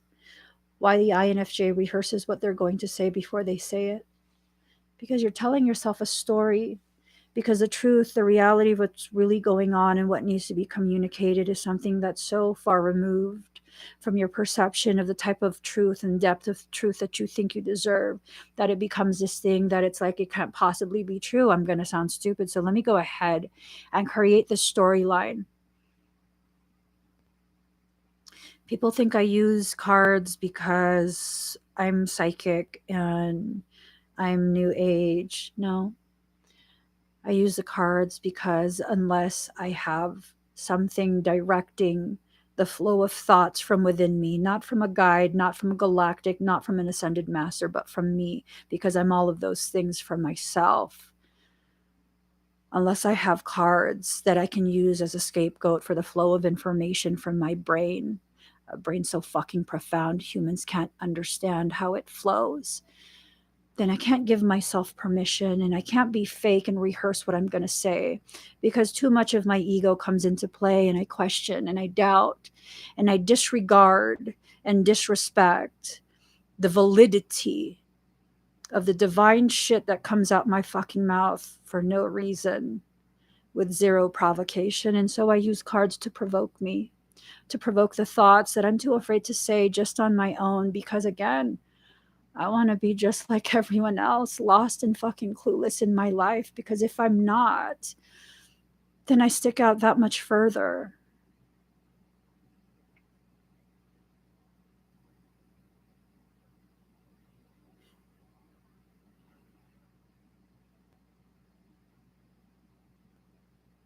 I don't need the cards to deliver the message. They just make me feel more comfortable in my own skin.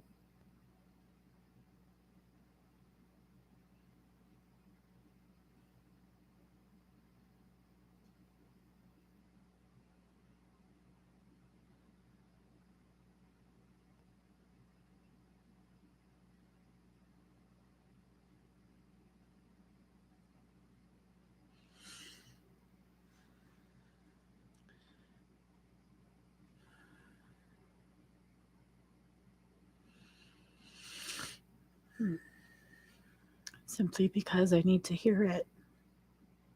It's okay to be different.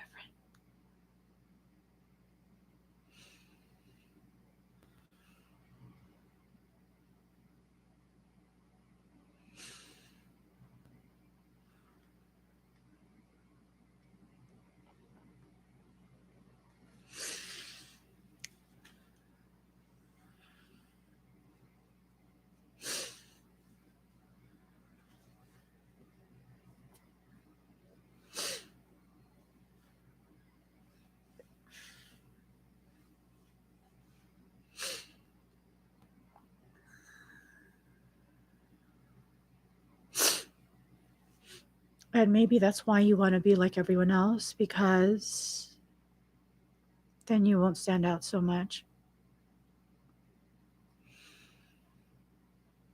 Then it won't be so obvious how different you are. And it's okay to be different.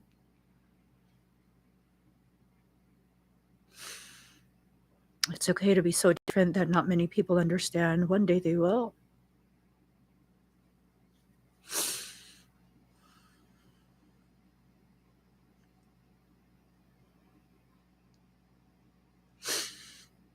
And you're right, free to be we. As hard as I tried, I still stand out regardless. So then comes this point of like, why try so hard? What are you trying so hard for?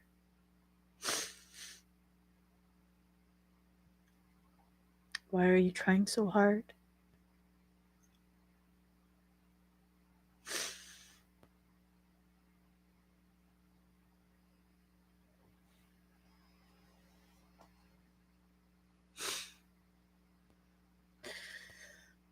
Why are you trying so hard to be something that you're actually not?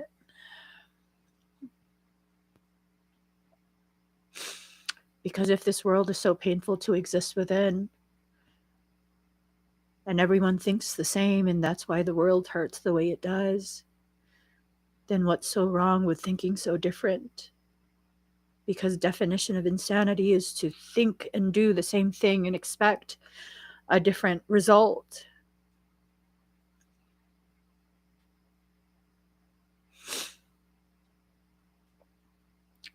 So then why try to be something outside of what you actually are, which is nothing like anyone else?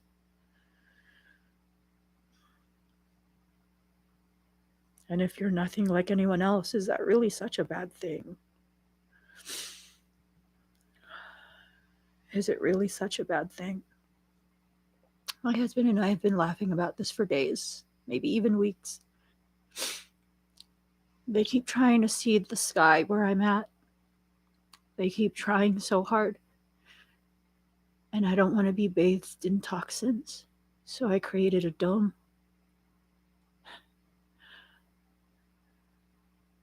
They're able to create clouds everywhere else except that dome, which is maybe like a 20-mile radius. The sky above me is always clear.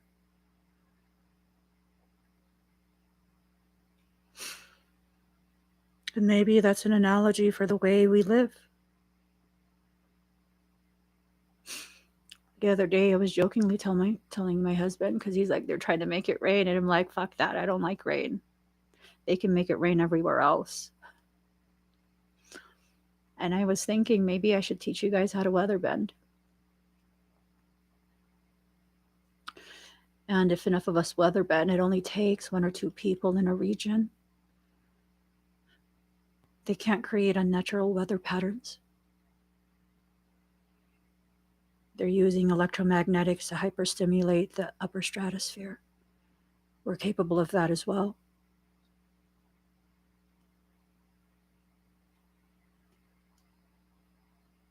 We're capable of that as well. I shared a video on my TikTok of me playing with the sky.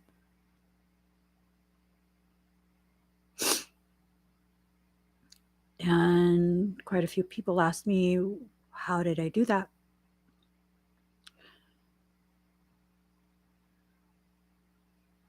Subatomic particle excitation with aerial detonation. That was my official explanation. Layman's terms, I let go of my fear of who I am, and I released it into the clouds. And that fear is so potent, it excited the subatomic particles, created enough of a friction and a charge that detonated as lightning.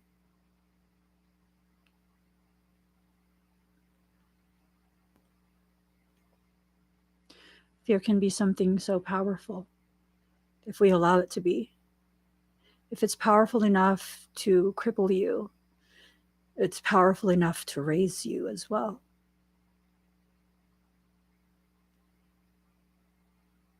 Fear is a powerful thing. It's a powerful spring from which to launch forward. But it's extremely difficult to regulate that. It's just one of those things. And for those who have no idea what I'm talking about, because it sounds crazy, right? Everything I say sounds crazy until you realize the reality of what I say.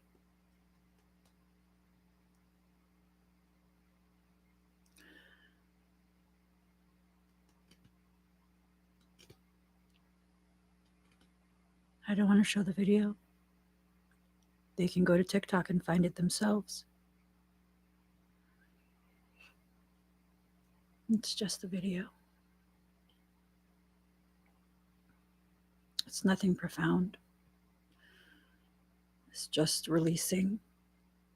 That's it. That's it. Releasing my fear of what people will think if they see how different I actually am. Even just a smidge of it. It's okay to be different. It's okay to be so different that it strikes fear in the hearts and minds of those who want everyone to conform. I will not conform.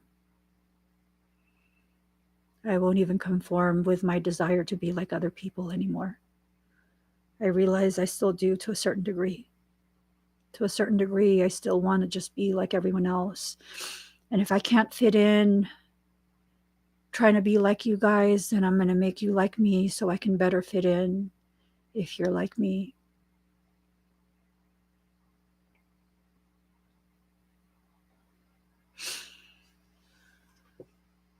Card number 11, diving for light. Allowing yourself to go as deep into your depths as you actually need. Humanity teaches us the deeper you go, the darker it is, until eventually the sun no longer shines, right? And then you're just bathed in darkness. When you go past that, the deeper you go, the brighter that internal light becomes. There are civilizations that exist in the trenches of the oceans. There are quite a few different trenches that are actually portals. They're too deep to be explored. The reality of it is they've been explored very secretly. They've been explored. And that's why they're no longer being explored. If you have no idea what I'm talking about,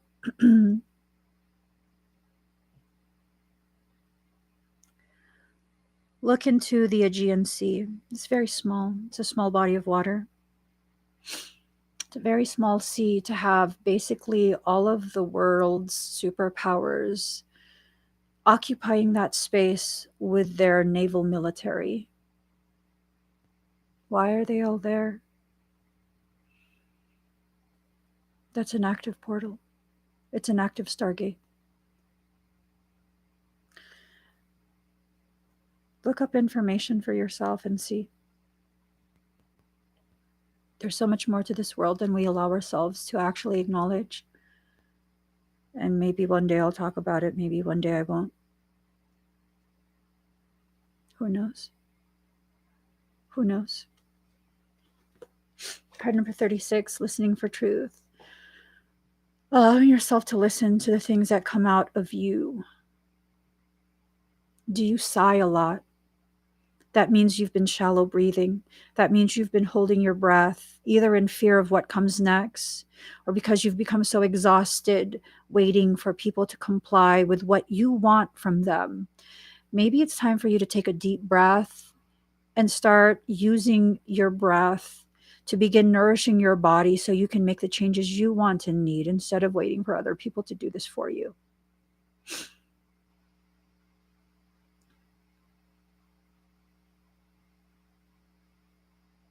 No?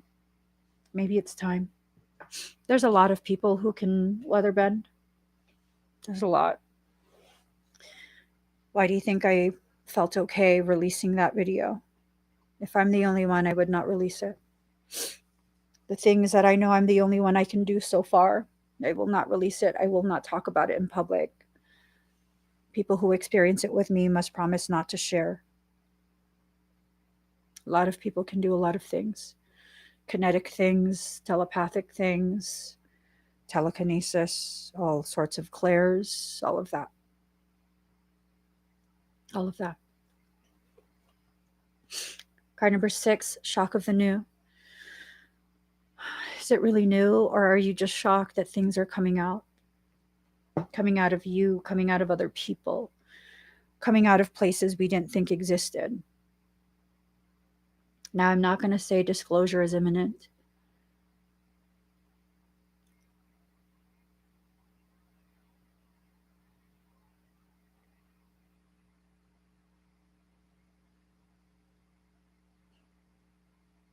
Michael says, then what are you going to say? Not a damn thing, Smokey. Not a damn thing. Card number 2, inner trust. Trust yourself to navigate through your life and your experiences. You are trying so hard to make something unnatural happen for you. What is that thing? Oftentimes, all we need to do is allow the initiation to occur, and then it just unfolds. Then it unfolds.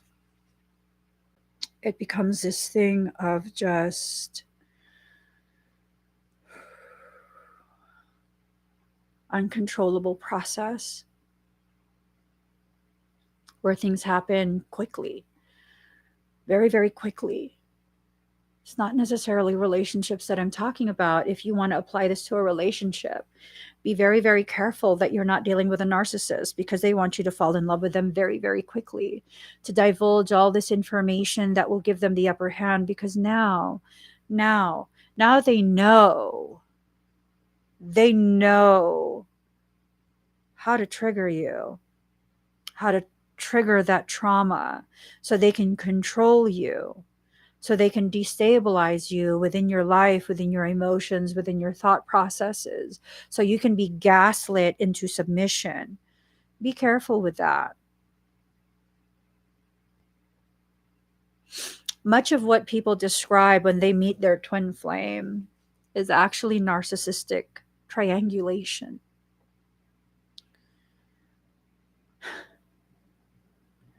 Oh, but Emmie, you know yours. Yeah, but they're not a narcissist and they didn't try narcissistic triangulation. And as a matter of fact, I didn't really share much about myself.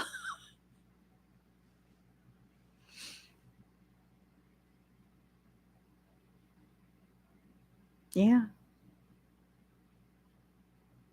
And that was okay. That was okay.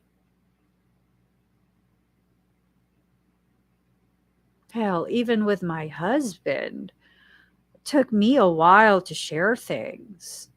It took me a long time to even let him buy me things. Like, are you kidding me? Even like going out to eat, like, no, it's not good. Either I'm paying for everything or I'm paying for my own thing, but you're not paying for what I just ate. I'm good. I'm good. uh-uh. Allow your life to teach you. Allow yourself to learn from what you've lived through. Much of what we encounter as trauma, much of the trauma we encounter as adults are really repetitions of traumas we experienced as children. We seek out the very people who can help us to continue those traumatic patterns and bonds that existed with the adults in our lives, whether that adult was supportive or yucky, detrimental to your healthy growth. You'll look for people who are like that. You'll look for people who are like that. And if you have the power to look for people who are like that and bring them into your life to continue those cycles, that tells me you also have the capability of looking for people who are not like that so that you can start new patterns and new cycles that are more beneficial for your growth. But Emmie, cycles are cycles. Yeah. Have you seen a tree that loses its leaves during fall but regrows it in the spring? Not all cycles are toxic. Some cycles are indicative of growth. Yeah. We have to stop with this lumping things together into one topic because, you know, you're in that trauma phase of your life, and so everything has to be about trauma. Well, sometimes that trauma phase can be the very phase that leads you to that new cycle of healing, growing. But you got to leave that trauma behind first. You got to leave that trauma behind by releasing the death grip you have on it.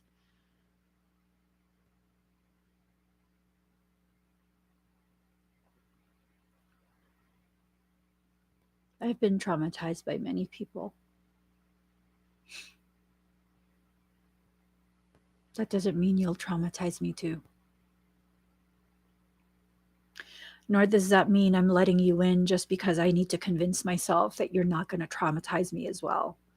That means I'm going to observe you, and if I'm drawn to you, I'm going to observe you even more and even longer. I'm going to observe the interactions you have with other people and how you carry yourself when you have nothing to gain. And when I see that you still maintain the same level of integrity, even when you have nothing to gain, then I'll begin to question, why am I still observing you? And when I can't come up with any reason for myself, then I'll begin allowing myself to interact with you. You're still not in.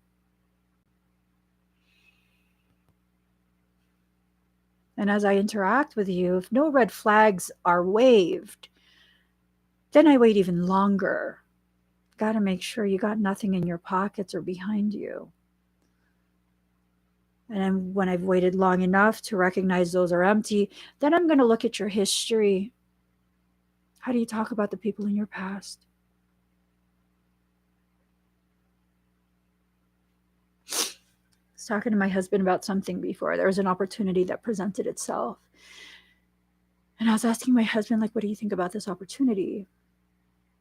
And he's like, well, I don't know. I guess we'll have to see, just observe and see if this is something you should consider.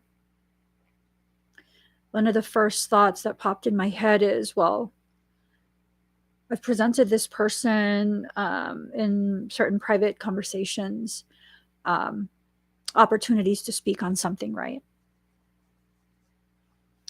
For example, I shared this post and it was like a toxic feminist post, toxic feminism, right? Oh, sorry. And I had very specific perceptions about this post, like, you're not this, the way it was presented. This woman was basically saying, like, look at me, I'm so evolved. I F people on the first date because I need to know if I'm going to waste my time or not. I was just like, okay. I mean, that's okay if you want to do that for yourself. But when you phrase things in a way where it's like, you are just wasting your time, you are not evolved, you are this and that because you don't F on the first date, then I start to be like, Mm. Mm-mm. Mm-mm. And so I shared this post and I was like, what do you think of this?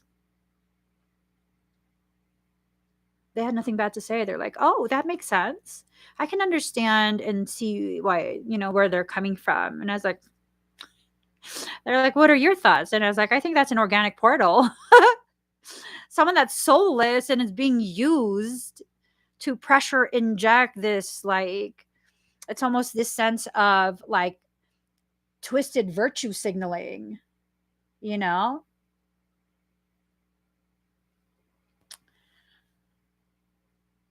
And they're like, I know, I believe everyone has souls. And I was like, what?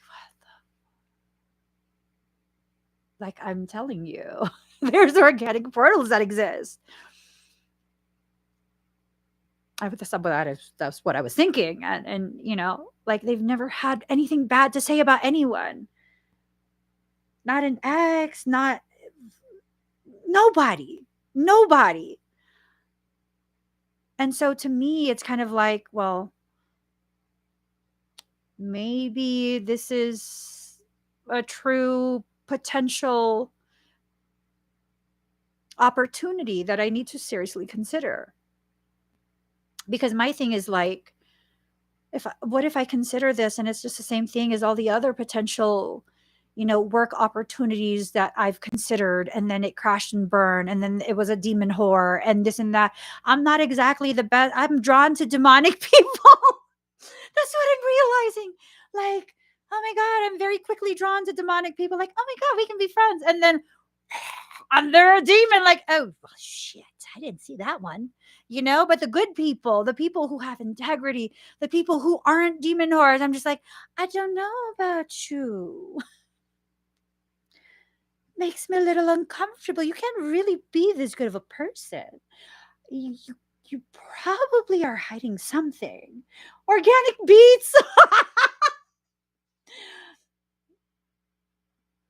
I'm just saying. I got a notification for organic beats. I said portals phone, organic portals. But like, yeah, that's just how I function. And I understand that's who I am. That's how I am. That's fine. I'm going through my process. I'm going through the process. And, it's just this thing that I've noticed with people who are literal demon whores, organic portal people. You give them enough time, they get it comfortable enough, they'll start talking shit about people to you. That's a major indication to me. Because if you can talk shit about people with me, once you get comfortable, you can talk shit about me to other people. Once I no longer serve a purpose for you, once you no longer have that benefit, yeah. I need to create a demon horse spray. Card number 16, what you want wants you. If you want that experience, it wants you too. If you want that experience, if you want to have that experience with people who are DWS, Demon Horse Squad, it wants you too. You'll experience it. If there's something within you that's already telling you, like, this is not good, something is off, try and understand what it is. Don't continue moving forward. Just don't. Live your life and be who you are. Don't be so lonely for companionship in any of its forms, whether it's like familial, romantic, platonic. Like, don't be so desperate for companionship that you allow DWS into your life. Most empaths and Pisceans don't need that type of companionship. What they're starving for is a depth of connectivity. But here's the thing, until you can reach the depth that you want to connect to other people at, within yourself, with yourself, I don't know that you can have that kind of connection with other people in a healthy manner. because then you'll feel as though they're trying too hard or they're not trying enough. And there's, like all of these different things. I've had the privilege and honor of being able to connect with people in that way, maybe a handful of people, where they just naturally already exist at a depth that I'm comfortable with already. It's not my deepest depths because remember, we're still an avoidant motherfucker, right? We still avoid everything and anything to varying degrees. And, you know,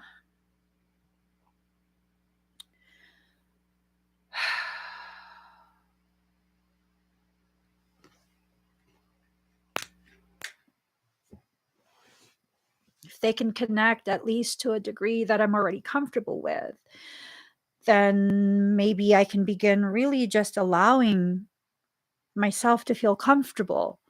Not necessarily trust them completely, but just feel comfortable exploring and sharing space and just be comfortable with that. You know what I mean? Um, there have been people, I'd say it's kind of a distant past at this point, who I did have a really, really deep connection with. That was kind of like mind boggling. Like, I don't get this. This is weird. This is weird. Why? Why are you that deep? Like, what is it? Are you as weird as me? Is that what it is? We're like equally weird. Do we share that weird resonance? I don't know. But you're gonna have to stop because now I'm kind of like weirded out because are you as weird as me or are you just demonic? That's a process that I go through. Am I really truly resonating with you because there's resonance there? Or are you a demonic mimic? Motherfucker, you good. Damn. How'd you learn how to do that? That's how I am, you guys. It's fucking insane. It's too much. Sometimes when you resonate that deeply, I'm just like, what type of demon are you? What level are you from? What are you hiding behind those eyes? You can see what people harbor in them when you look at their pictures, right? You can see it. Let me find a random person online. Hold on. Let me find a random person. Okay, let's do Filipino woman. Let's just find a picture. Pinsans, don't disappoint me. Oh my fucking God. Filipino mail order brides.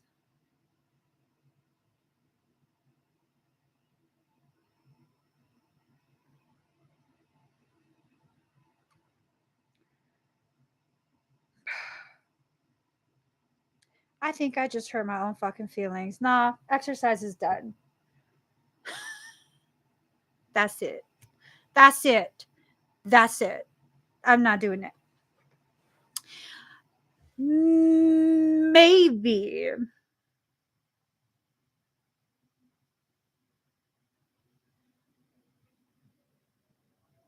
I wouldn't know how you would submit a picture to me though. Because I was gonna say maybe I could do this thing where I read people's pictures, like an expedite live stream where I can read a picture. But then what if you guys submit pictures of people you want me to read and I'm reading them without their permission? Well, that's really not without their permission because this is what they allow people to see. This is what's on the external of their auric shield. This is what they present as information to the world. We'll see. We'll see. We will definitely see. Because before I was public, sometimes like people would, try and friend request me, and you just look at their you look at their profile picture if it's them. Let me see if I could see if there's a picture of me. Hold on. Yeah, no, I'm not scared of what you guys will see in my pictures. Let's download this. Oh, this is a picture. Oh my god. I still remember. I was like, Senor. I was so fucking pissed off. I was pissed off over this hat. Okay, you guys. So this is La Sombrero con Karayama. God damn it, mister. Senor, take me back. Yeah, no, he was trying to get me to have this like. This hat is bomb diggy, okay? Bomb diggy. So what you do. I'm fucking nuclear right there. I'm straight nuclear. You don't even need to like. I'm just like nuclear. I was pissed.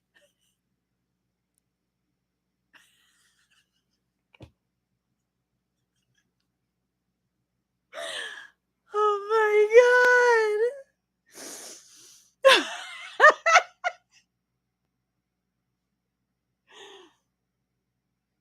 Nuclear in both eyes. I'm just saying. I'm just saying. Toxic as fuck that day. Toxic AF. That's my profile picture. That's what I am showing to the world, my toxicity. If you really want to know, you're going to know. Mm-hmm. All right. Speaking of toxicity. Okay. After the storm. Okay. Storm happened. You need to fly away from that. You're done. The storm is done. Don't let it continue. Don't let it drag on. Just go. Just go. Stop holding on to things that don't seek to serve your growth, that don't seek to see you heal. Okay? Just let it go. Just let it go. Sorry. That's really interesting if you look at pictures of me because my eyes are so dark. There you go. Oh my gosh. Oh my gosh. So, card number 16, Cancer, I feel. Your feelings are your God. Your soul is your temple. Rely upon the wisdom of what you feel right now. You can consider what you feel right now, but also please use some discernment. Okay, what you feel might be coming from a place of trauma. You might be feeling trauma rise back up.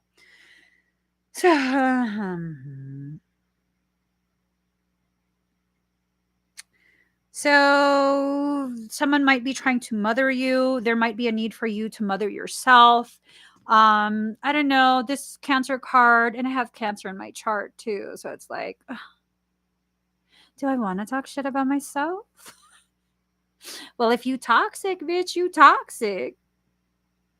Mm-hmm. La toxica. Such saying. I mean, did you not just look at that picture of yourself with the nuclear shit in your eyes? I'm just saying. So for real, Cancer is a sign of the imagination.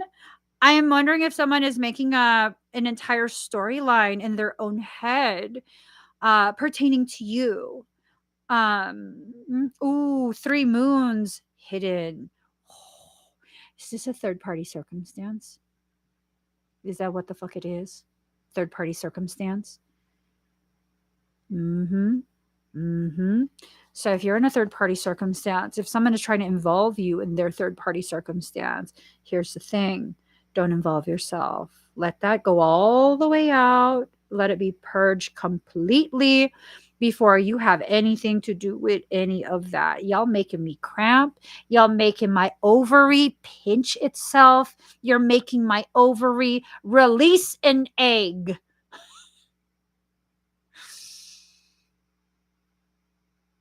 I'm just saying.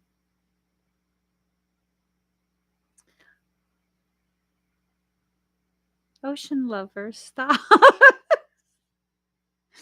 She's been talking this whole time, but I've been ignoring her.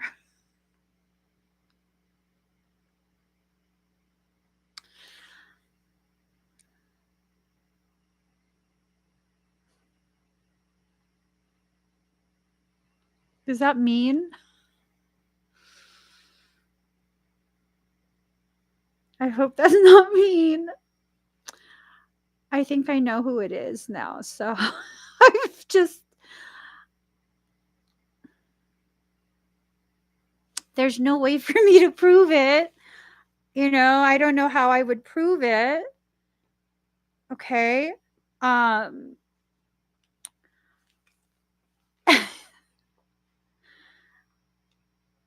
I'm kind of just like,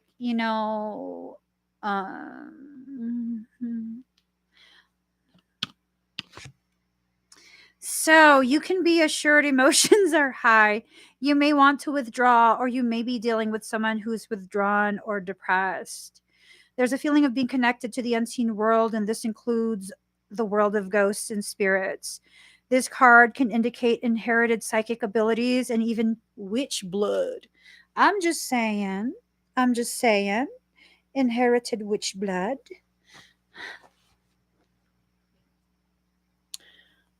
Yeah.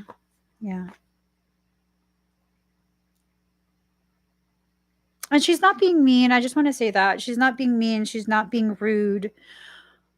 Yeah. She's kind of just like she was trying to be comforting earlier. She's a good mama. I'll say that. She's a very good mama. I don't know. I'm probably wrong in my suspicion.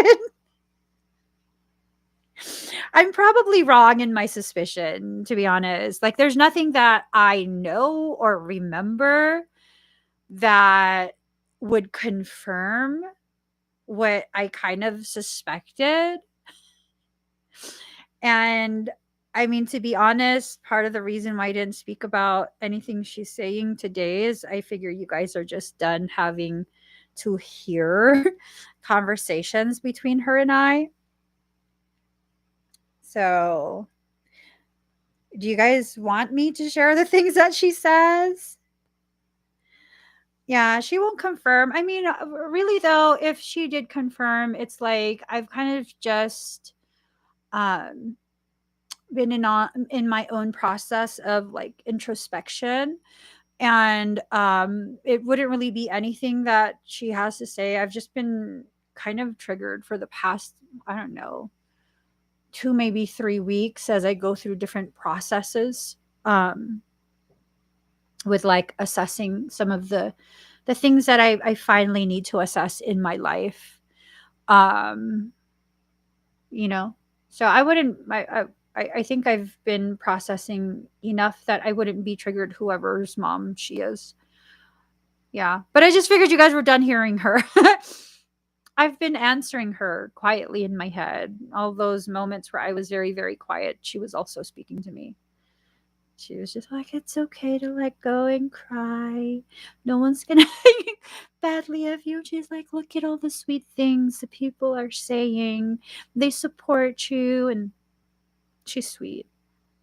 I think she can be, I think she can also be very abrasive, though. It just depends on her mood, I think. That's what I'm starting to realize about her energy. You guys have kind of experienced her being a little bit pushy, and she's she's realized by observing like the fluctuations in my energy, like she can only push so far and be so blunt with me before I push back. Not like push her, but where it's like, no, I don't want to hear you. No, I'm good now. Um, she is. I think she's a badass. I don't know who she is though. Um, I don't. The name Cody does. I don't know a Cody. Um, yeah, I don't know. Well, I do know a Cody, but this is someone's son, and that person hasn't crossed over. Um, so it can't be that. It's not a grandma feeling either. So I don't know. Yeah, yeah. She did more than mess up the Wi-Fi. The whole fucking house needed to be rewired. Literally, the entire house, the entire property needed to be rewired all the way to the freaking the main distribution box thing. Yeah, the guy had to rewire the entire property.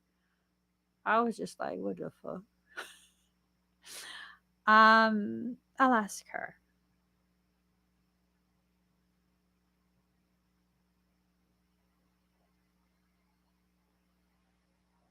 Oh my god. What the hell is Okay, so she says eventually I'm kind of nervous. You know I don't make friends easy, right? Like I don't want your um like what do you mean? She's like eventually I'll know exactly who she is and I'll be able to be told uh like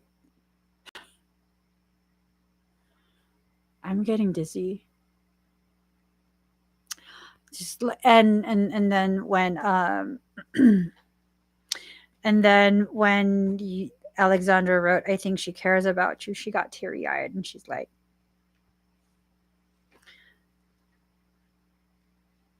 to my chest, not hers. She put her hand on my chest and she's like, so,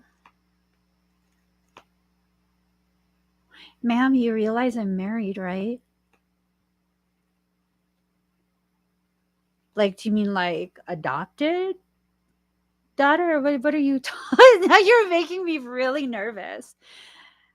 She's like, I would love you as my daughter. So, like, what kind? I already have an adopted mom. I mean, how many do I need? I already have two adopted moms. Yeah. Um, so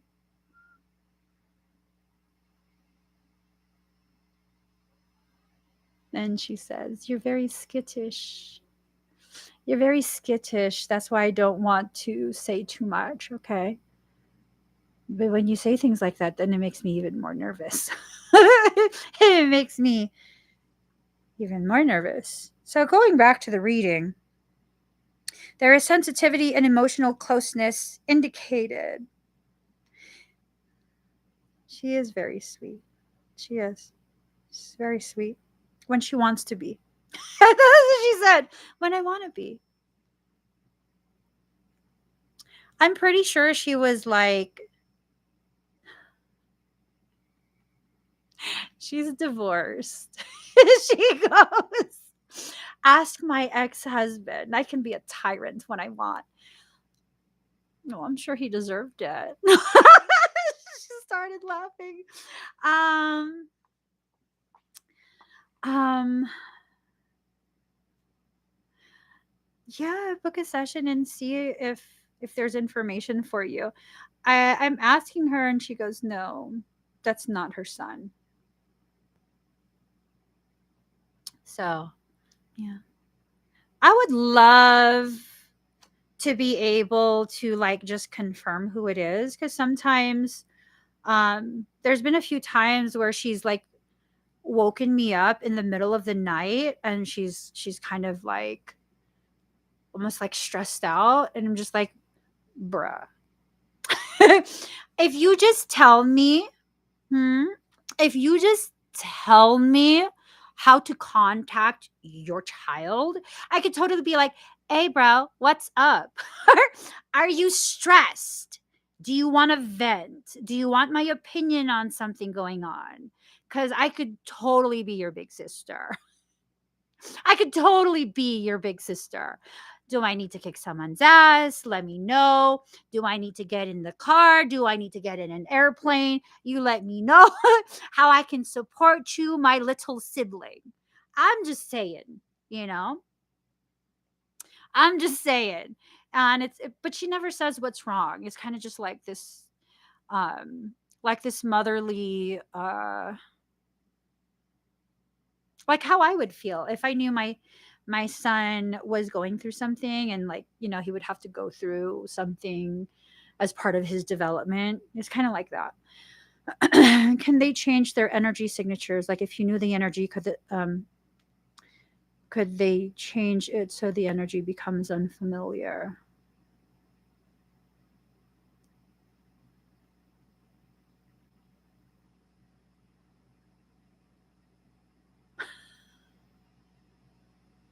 She's nervous.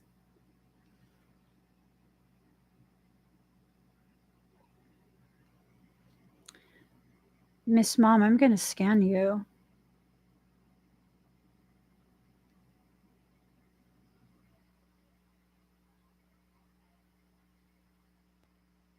Her identity is being hidden.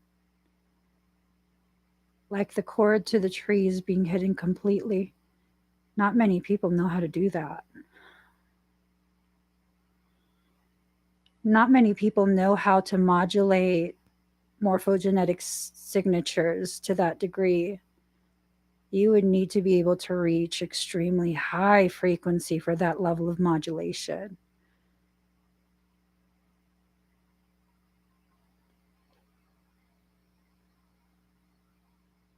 She's worried.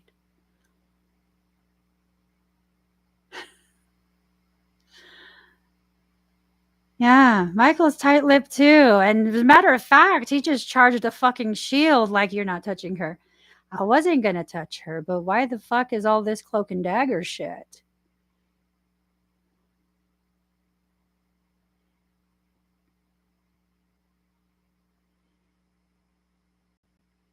And she's like, your heart's pounding.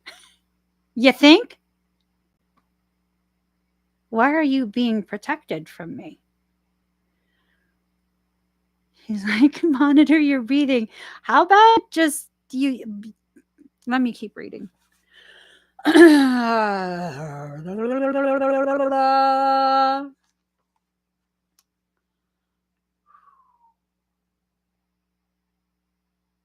it like a roller coaster reading? I'd like to get off the ride, please. Stop the ride, please. I'll climb down from the tracks. If you could just kindly stop the ride.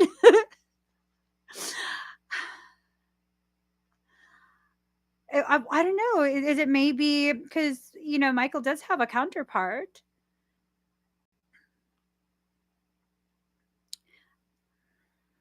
Why are they both so quiet suddenly?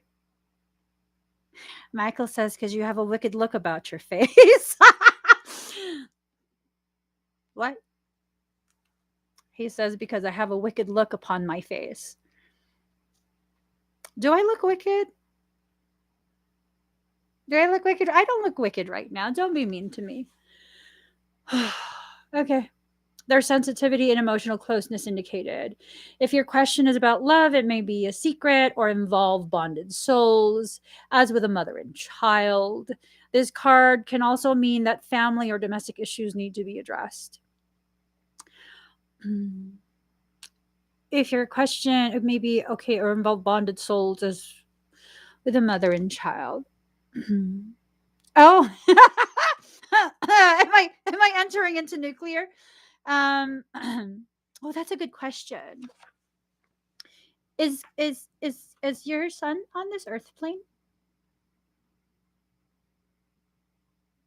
Michael put his hand over her mouth. What the actual fuck's going on?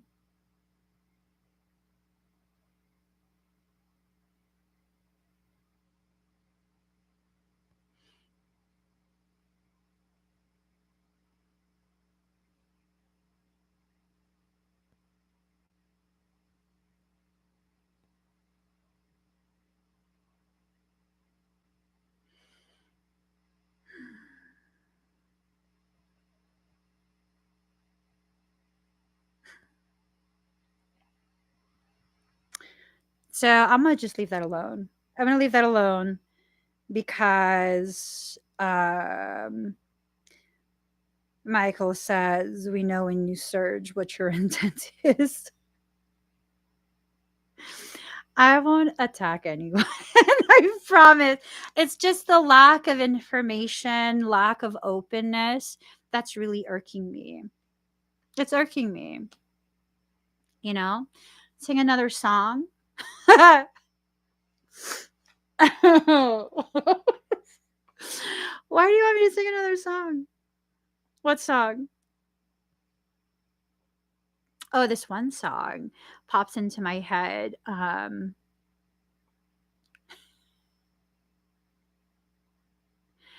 Hey, you, medicine man, set me free and change my ways. Oh, oh, what do you say? Oh, oh, what do you say? Oh, oh, what do you say? Set me free and change my ways. Dun, dun, dun. I don't know. I just, I don't have enough glucose in my system for this shit. Let me just finish the reading. I'm really not gonna do anything. Let's see. This card can also mean that family or domestic issues need to be addressed. A mother or a maternal figure is also indicated by this card. Women may figure prominently, women's issues and how women get along. The sign of Cancer is known for good memory and for the ability to hold on the longest, either positively or negatively. So, although it will be hard to overlook any slights at this time, forgiveness is the best response.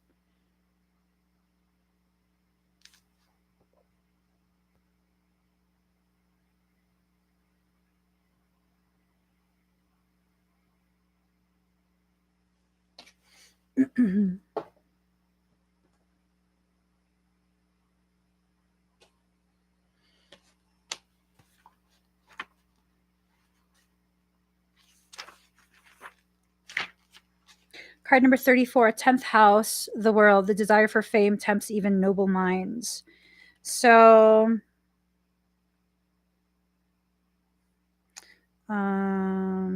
let's see. This is an ambitious card. It's about owning the world and being on top of the world.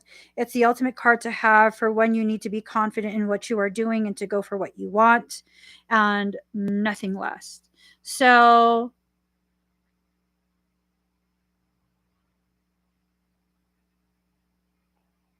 she wants you guys to know that she's profusely apologizing to me in this moment, even though Michael told her don't say a word.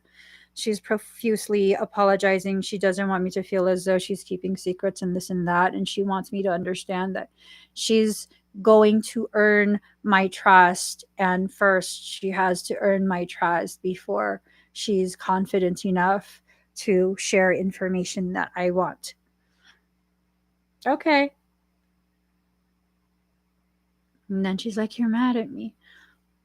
No. So, because the 10th house is a house of Capricorn, it indicates you're about to put forth a diligent and concentrated effort. Let's see. Oh, since the 10th house is ruled by Saturn, being required to tell the truth or to be honest will have great bearing on how you advance your goals. Mm-hmm. Honesty is very important to me personally. Like, I understand the need for privacy.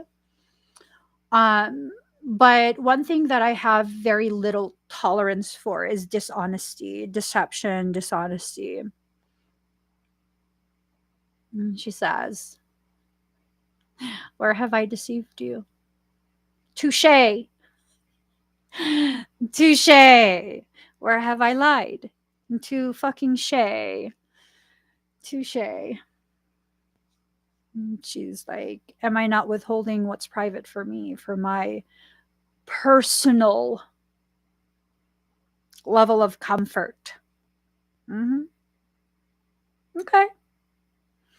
People will discuss what you're doing, what you've started or about to make. You may be contacted by the media, become recognized, or at least you will see your efforts in some public forum. It could mean that your ambitions are about to gain momentum. Shoot me down. But it's you who has further to fall. Talking loud, not saying much. Mm-hmm. Layers of illusion will be removed, your essential self disclosed. This could be in relation to the public or a possible love interest. If a love interest, it could be older or more established, or they will work along beside you in meeting your goals. If this card comes up, it can sometimes mean playing along with the status quo to get ahead. It could be to do with paying your dues, grabbing what you can, and taking advantage of a situation. This card suggests how high you can go in this lifetime, or at least concerning the issue at hand. Let's see. Oh. Since Saturn plays in, this card can also represent a reaper, such as you reap what you sow.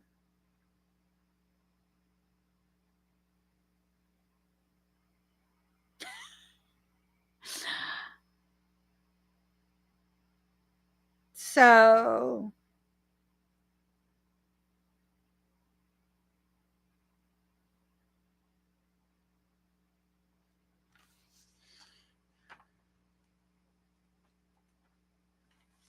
okay.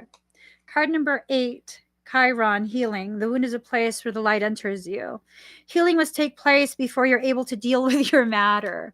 So it has a lot to do with maybe healing enough of yourself before you're able to be stable enough to address whatever needs to be addressed, whatever you need to handle. Okay. Let's see. Chiron is the Greek word for man horse. Was there a flash on the screen? In myth, Chiron himself is a centaur. Okay, let's see.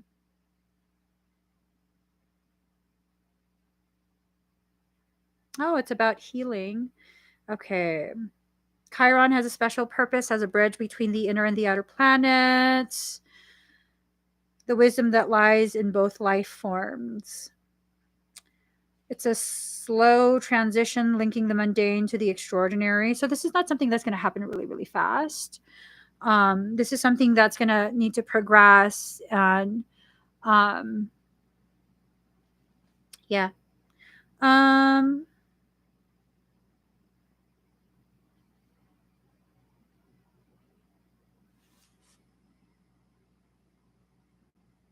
Well, I understand that. I definitely understand that. She's like, I would love you to know my identity, but she's not hiding her identity. She says, she says, I get that. She says, I'm very intimidating to some people, and I have to understand that the way I intimidate some people can sometimes cause them to not want to reveal their identity, which I get that.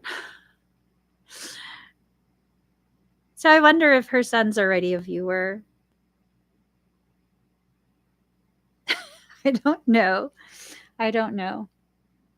I'm wondering if like one of you know who it is and You've already like brought it up and they're kind of just like mulling it over or whatever. I don't know. Chiron lords over matters of health, illness, and disease, and especially how they relate to our personal journey through life. One must see darkness before there is light. One must experience sickness before there is lasting health. Chiron also represents resurrection, so has some relationship to the Christ figure as the wounded healer. Is this Jesus? Cody's mom is your son, Yeshua. Is that what it is? The Christ incarnate? Is that what it is? She's laughing.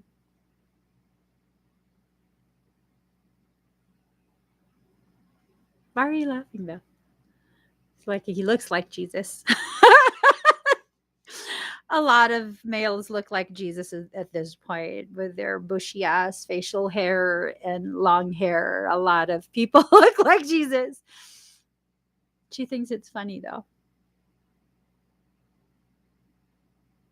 It's a lot of healing that needs to take place within that wounded masculine energy. And this is like for the collective whole.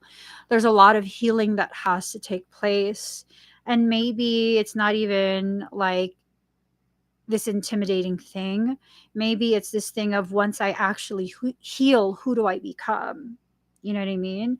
Who do I become when I reach a place of like stability, a place of better understanding myself, when those wounds are no longer the primary focus? Who do I become? And I think that's a question. And maybe she's just my guide. Maybe it's this thing of like, this is someone who was in my life in a previous life. And, you know, maybe that's it. Maybe in a previous life is what this whole thing is, you know? Because I am very hesitant to address previous life stuff. So maybe her son's not even in physical body. I don't know. Okay, this is a card of great transformation. Therefore, in many ways, you are rising from the swamps. Chiron's energy says that once we're able to heal ourselves, we can also take this gift or wound and learn how to restore others. We can mend our wounds when we embrace, process, and understand the gift of illness or dysfunction. Chiron is an expert in alchemy, which gives us the ability to transform the mundane into the marvelous. This is a blending of energies that indicate, quote, just don't throw out the old. There's wisdom there, but you should also embrace the bold and the new. In keeping with this, Chiron also governs quantum physics, medicine, and astrology. When this card turns up in a reading, it can indicate health matters or that issues of a medical nature may soon be of concern. This matter may have to do with health concerns, most especially any emotional healing that's needed. At this time, you may find yourself visiting or having interactions with health facilities or any place that has to do with the healing of the body, mind, or spirit. This is also a time of teaching and learning, so schools may figure in this matter. Certain sorrows of the deep past may be surfacing, so be careful of repeating old patterns. These will tend to resurface unless faced directly, and if not faced, the pain will continue. This is an awakening time where you can resolve things. Resolution is so key, you know? It's important to not just find potential resolutions for the things that you struggle through. It's important to also implement them. If you struggle with things such as substance, self-medication, you know, I hope for anyone who struggles through self-medication that you have at least one person in your environment who can understand to the degree that you need them to understand. You know,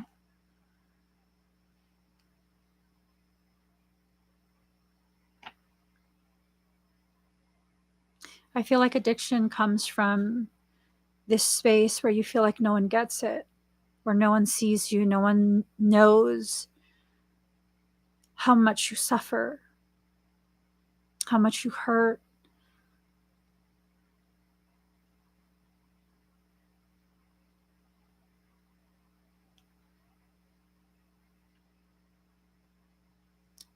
Oh.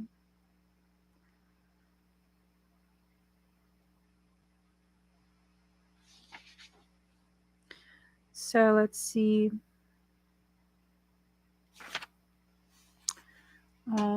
That's that. Let's get you guys a final card.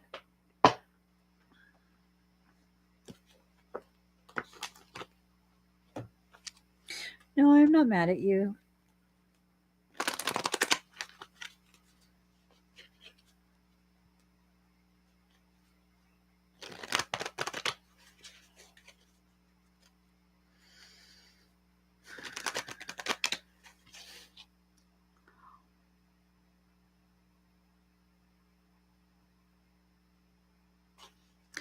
She says some people are intimidated by the depth of healing that I represent for them.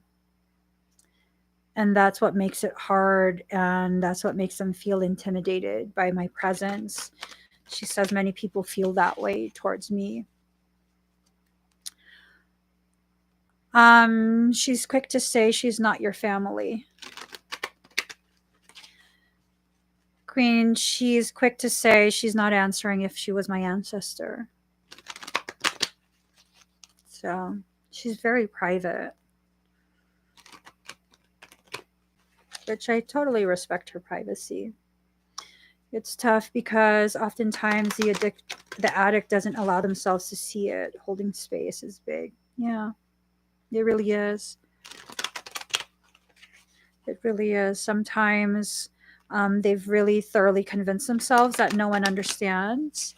And she's saying right now, like, the true gravity of the work that I do stems from the fact that I don't just try to understand and try to hold space. I'm actually in that space with you. And I get it. I don't have to live through it in order to get it.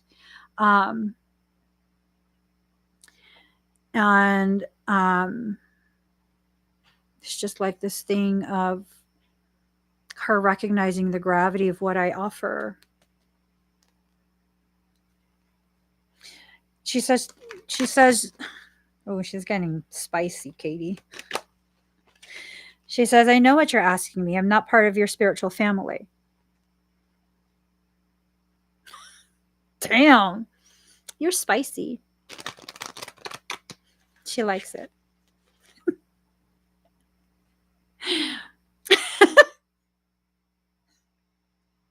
Are you European?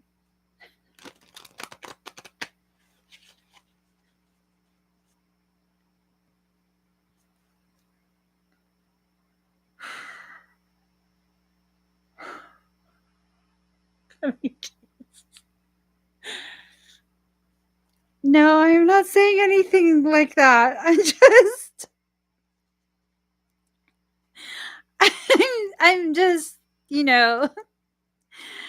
So she's been watching over my shoulder sometimes when I watch TikTok, right? And I be cracking up so hard when I come across videos about, seasoning.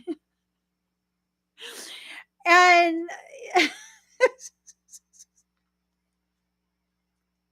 let me just stop. Let me stop. No, it was just a question.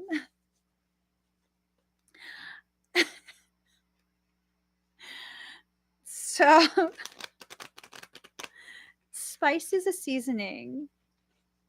It's a seasoning. Do you not cook very well? It's a question. It won't reveal your identity to me. I'm just curious. Do you not cook very well?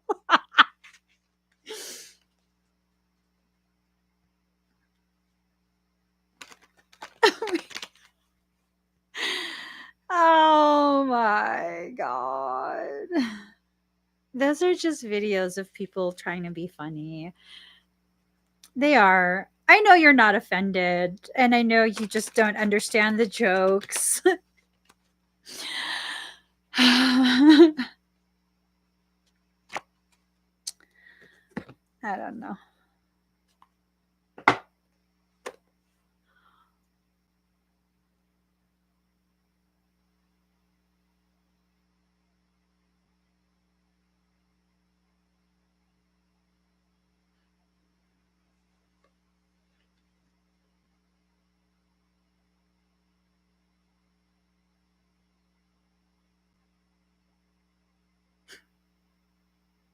I like her.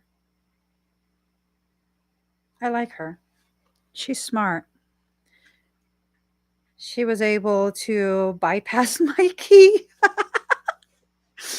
um to answer the question of who is cloaking and modulating her frequency to hide her soul lineage, because someone's cloaking her. Someone is cloaking her, actively cloaking her. And I said, not many people are able to do that. It's very, very, like, I can count with less than one hand's worth of fingers the number of people who are able to modulate that standing scalar wave frequency signature, because it's like a fingerprint. And she gave me the answer. Card number 4, 4 being the number of the self, the cloak of Christ.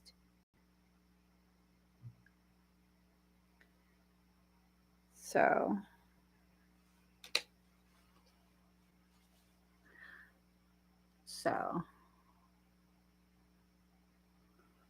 yeah. And you can see the modulations. Those are modulations, you know? All right. In the school of humanity, when you become intimate with God, you reside on the king's throne and teach the angels the nature of the divine. My sacred brother, he who shares my heart and yours, beating as one in harmony with a great unending love, brings you the mantle of his protection. Do you imagine that there's any part of your life, of your body, of your soul that is outside the realm of his divine love and protection? Offer all to him, leave nothing cast aside. He and I together receive you absolutely, without condition now. The compassion born out of our own struggle tempers the karmic weight of divine justice.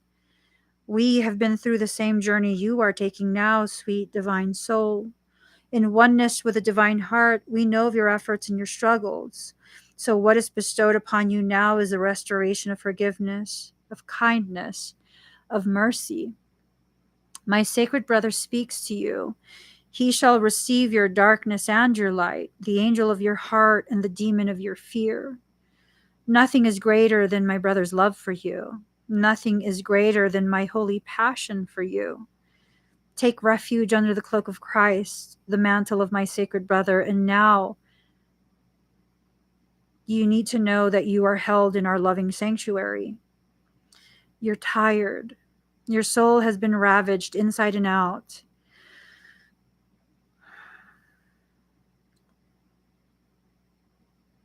And you're succumbing to a struggle that's not karmic or necessary, but a symptom of fatigue and weariness of heart, mind, body, and soul. That which plagues you, whether something specific or a general nagging malaise or anxiety you cannot quite pin down, is not as powerful as you fear. You're being given a grace here and now that it may be overcome. Remember, your reactions are a symptom of your exhaustion and a sign that you need respite, sanctuary, restoration. They are not a sign that something must be done so much as a sign that something must be received, allowed, that something is healing made possible. That something is healing made possible through the divine protection. In this instance, protection is bestowed through the cloak of the Christ. This cloak is a sacred container that places your body and soul within the loving energy of the Christ consciousness. This unconditionally loving energy is not limited to the being bearing its name, but is shared by Rumi and many other holy ones. It is typified by wholeness. There is nothing within you that would cause the Christ to turn away from you. Not even those parts of you that may fill you with fear, shame, guilt, or regret. He and Rumi are sacred brothers, loving and supportive of each other, and they see your soul as one of their family, one of their own. You are so loved by them both, equally and without measure. Can you allow yourself to take refuge in this knowledge? To feel it not only as an idea, nourishing as that is, but as a visceral reality where you complete the sacred honoring ritual and allow yourself to feel the peace and receive healing. The knowledge of the Christ's unconditional love for you is a safe space, a place to fall into when you are struggling. It's a sacred container for your healing process, an energetic field that is stronger and more enduring than even the greatest fears or doubts. The purpose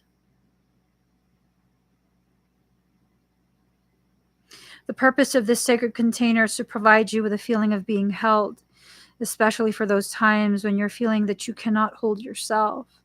Sometimes we just need permission to break down, to really let go, to come apart and be dissembled so that we can break through, be lifted up, and come together in a new, more spiritually coherent and loving form to move forward. For you, this is essential. There is a person, place, thing, or belief that has come to be like a mantle around your wrist or an iron ball and leg iron, preventing you from moving forward with the grace you have earned spiritually. You're being empowered here to shed that. Don't hesitate. Let yourself be cloaked in the Christ energy and receive the spiritual assistance you deserve now. There's a reason for this. The unfolding of your life purpose is taking a turn for the better, and your energy is required to fuel that new life. This is particularly so if you have also drawn cards that support this message, or intuitively feel drawn to read the message of the other cards and complete whatever ritual you need. Just remember that whenever you are asked to release something, it's because the divine wishes to fill your heart and hands with more. Do not hold on to scraps for fear that the feast will be denied to you. Use your nose. Smell the feast awaiting you. Fear of rejection is the thing that causes you to feel rejected. You won't know if you will be rejected until you actually present yourself. I don't know if we realize this, but when we operate in a place of fear, where we think that if we take whatever action our soul is guiding us towards, that it's pretty much guaranteed that we will be rejected, that we will be turned away, that our fear that we are not enough will be validated by the person we want to be validated by the most. You won't know until you allow yourself to become vulnerable enough to receive the answer you've been seeking. Are you afraid of the vulnerability? Or are you afraid of the power that comes after that moment of being vulnerable? You have to make a decision. You have to make a decision because the people who will truly support you will not force you. They will not force you to reach out. They will not force you to open yourself up in ways that make you feel uncomfortable, that make you feel unsafe. Nothing will be forced. You have options to select. They've been laid out before you. What will you invest your energy and potential into? When you allow yourself to begin considering the different options of investment,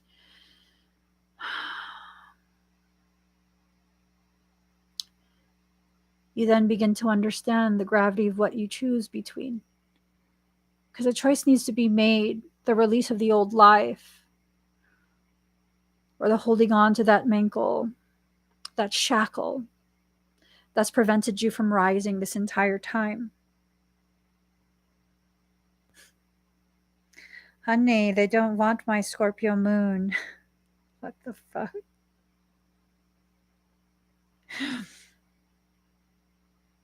What the fuck? That's my notification. Is someone with a Scorpio moon, a hidden Scorpio?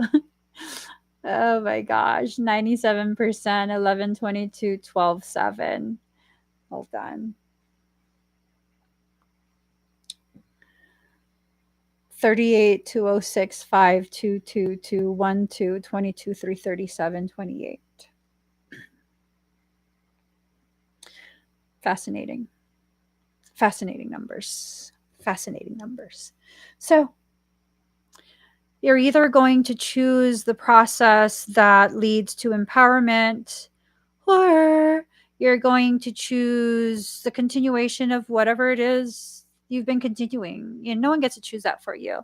It's by Alana Fairchild. It's the Rumi Oracle deck. Alana Fairchild, Rumi Oracle deck.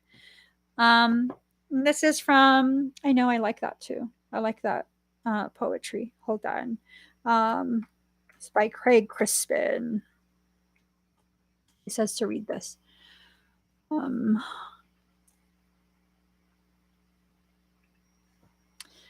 You are being presented with a choice: evolve or remain. If you choose to remain unchanged, you will be presented with the same challenges, the same routine, the same storms, the same situations until you learn from them, until you love yourself enough to say no more, until you choose change. If you choose to evolve, you will connect with the strength within you. You will explore what lies outside of the comfort zone. You will awaken to love. You will become. You will be. You have everything you need. Choose to evolve. Choose love.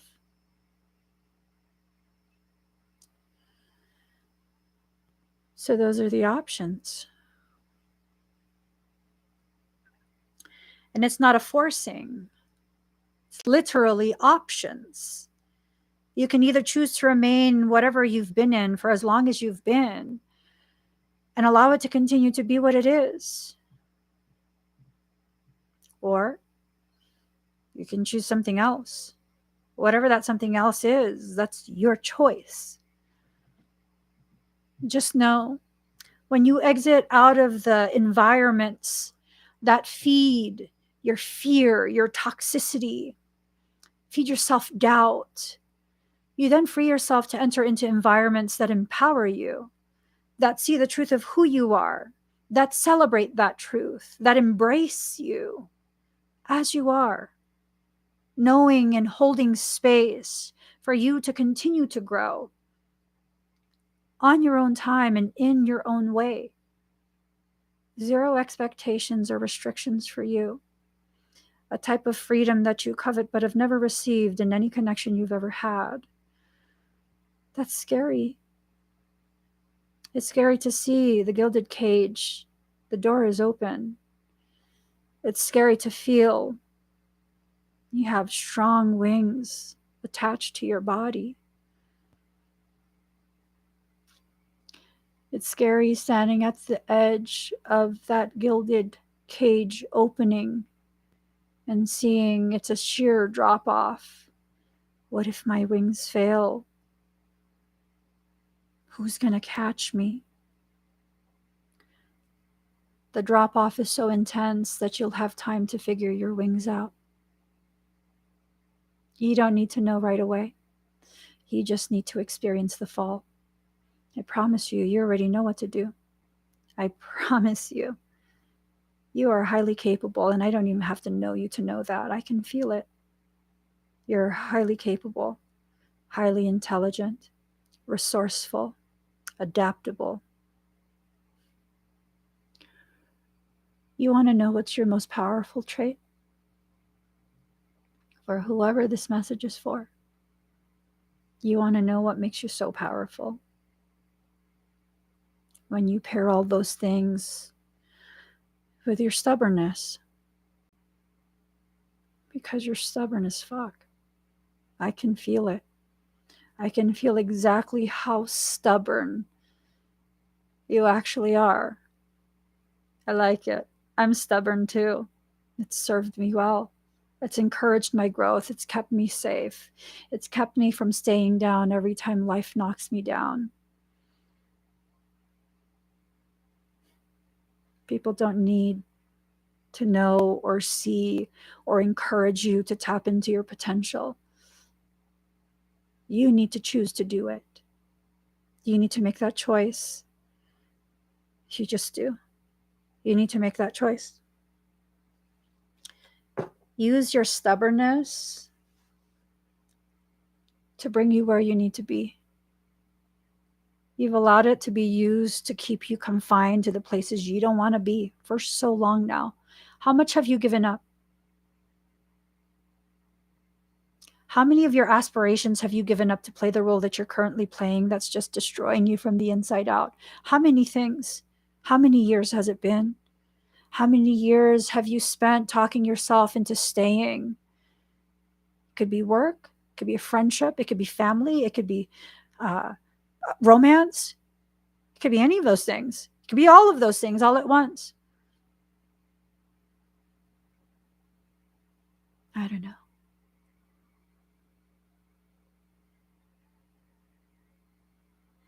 It's almost this sense of something not spoken. It's like this feeling of come home. Do you know where home is? Have you found it within yourself? It's like come home, but where do I live? One of the most beautifully empowering things I've ever experienced in my life is consciously choosing to create an environment that not just houses me, but houses all of us. All of us. And why is that important? Why is that beautifully powerful? Well, because on the days where I don't know who I am, I just take a look at all of you and I remember. Because we're reflections of each other. We're sunflowers for each other. How could you ever be scared of cloudy days when you live in a field of sunflowers? It's kind of pointless. They serve as each other's sunshine. So if that's the case, do I have to be afraid of my life? Do I have to always know what direction home is? Or is it finally safe enough for me to begin this thought and accept this thought, go through the process of accepting this very thought of, even if I don't know my way back home, I carry it inside me. And when I forget what that is, I have all of you around me.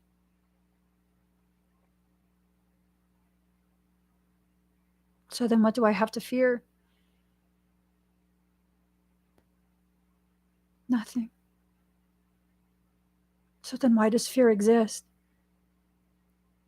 To bring my attention to the fact that I don't have to fear anything. To simply focus my attention on the things that need to be focused on. That's it. That's it. I feel like my wings have been clipped trying to take flight and can't sustain it. Feeling and being are two different things. Some days I feel like a failure, am I? Some days I feel weak, am I? Some days I feel like I've reached the pinnacle of whatever it is I'm here to do. Have I? The feeling of your reality is sometimes not one and the same with the actuality of your reality. And even birds whose wings have been clipped can glide safely back to the ground. You're at no risk of falling. You're at no risk of injuring yourself in the process of trying to fly. And here's the main reality of it. Feathers grow back. They don't stay clipped forever. So then what do we need to do? Give ourselves the time to grow the parts of us that need to be grown in order to do the things that we need to do.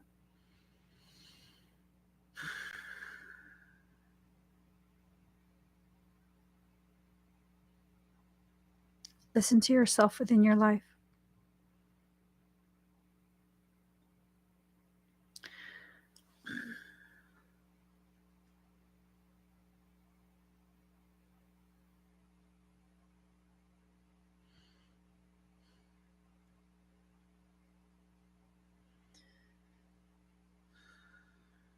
Just listen to yourself as you live your life. It's not all or nothing. It's not all or nothing.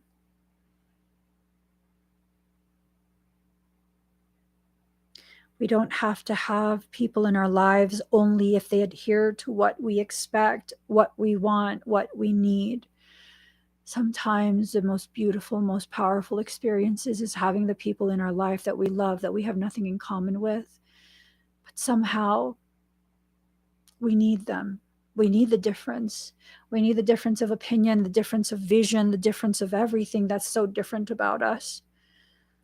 We need them not because they do what we say, but because they're so different and they help us to see something so differently than how we would see it.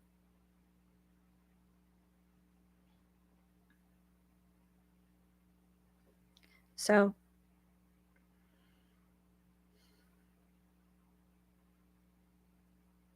there's so much changing for each of you, right? There's so much being uprooted. Have you ever asked yourself,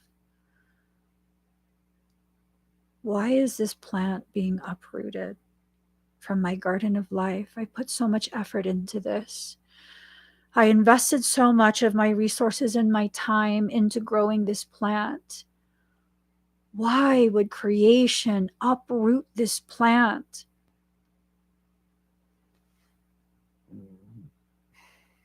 Excuse me. Because sometimes the medicine is in the roots, and if you're going to access what you need to heal yourself, the plant then needs to serve its purpose.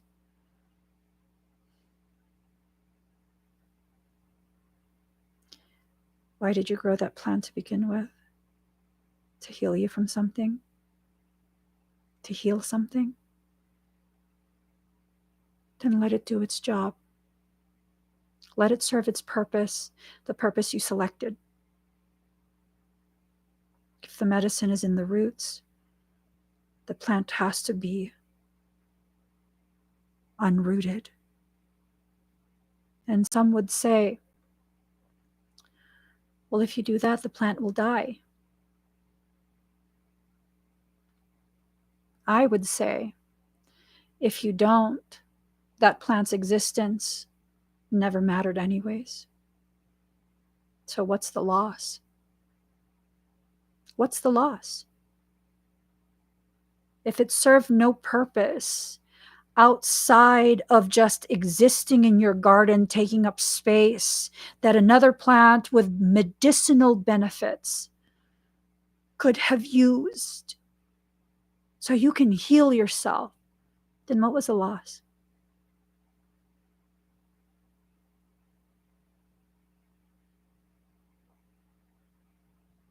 There is no loss. There's just perception of loss because you've invested in something that was not worth the investment. From this point on, the things I invest in tie into my healing, tie into my journey back home to myself. I'm not yet there, but I'm on the journey already. It's already started.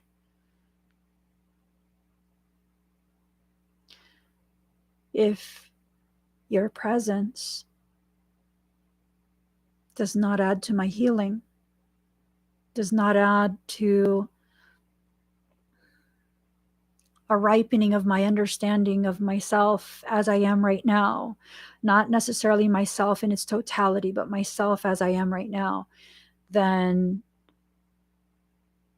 what exactly are you doing here? And it's not just about having beautiful things around you, because really, the most powerful gardens are not necessarily ornamental. The most powerful gardens can look like a mess. And even though they look like a mess, unless you know horticulture to the degree that you need to, or you're making a symbiotic relationship occur between opposing species, you're going to have to cultivate that. You're going to have to put in the backbreaking labor. You're going to have to. And does the gardener bemoan the aches and pains that arise from tending to their garden? Or do they very proudly show off what they were able to grow?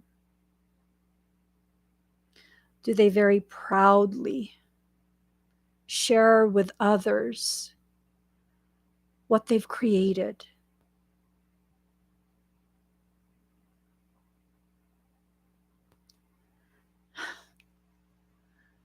I don't know. I'm still trying to figure out how to garden. I mean, less and less plants don't get sick or die with me. Less and less I'm learning how to grow things directly from seed. It's a very beautiful process. Very, very beautiful. There's this awe and wonder that comes along with, can I do this? Can I really make it happen? Do I intuitively know how to sustain this life? And if I don't intuitively know this, do I have the courage to do the research, the legwork, to find the information I need so that I can better understand what it is that I don't understand? I do. Sorry. I got excited. Cody's mom goes, you build furniture? I do. I like it. I like power tools. I know. She's like, I thought you mentioned your wrists were weak. I use gloves that have a wrist support. Weird questions. So, oh, and that's another thing. That makes me think of, like, in that garden of life, eventually trees will fall, right? Sometimes lightning strikes it. Sometimes the tree gets sick and it falls and, it's no longer alive for whatever reason. The tree has been felled. I mean, what do you do? Do you just like, oh, well, oops, it died? Or do you reincarnate into something else? Do you bring into physical form that which lives in your mind and your heart? I love making stuff. Why? Well, because it's a physical manifestation of something that once lived inside me, and I'm birthing it into physical form, whether it be art, whether it be plants, whether it be furniture, whether it be architecture and design, whether it be energetic things, whether it be programs, whatever it is.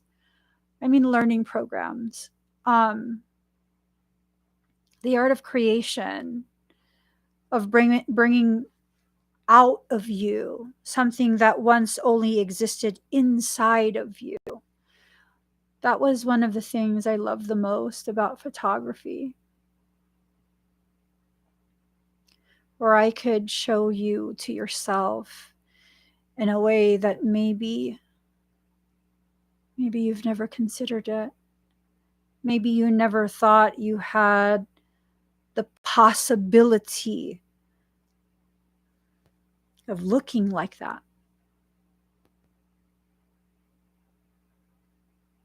And just because you don't believe it doesn't mean it's not a possibility for you.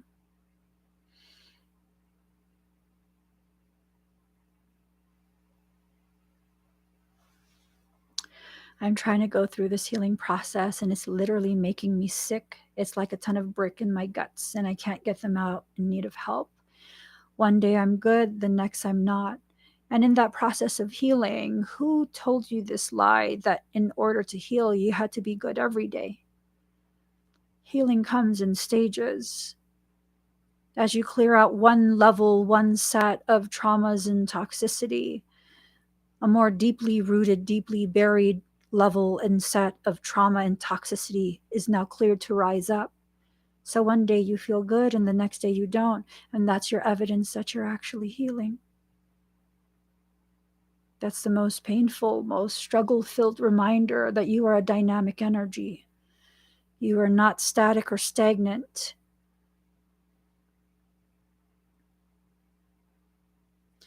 And if it's making you sick,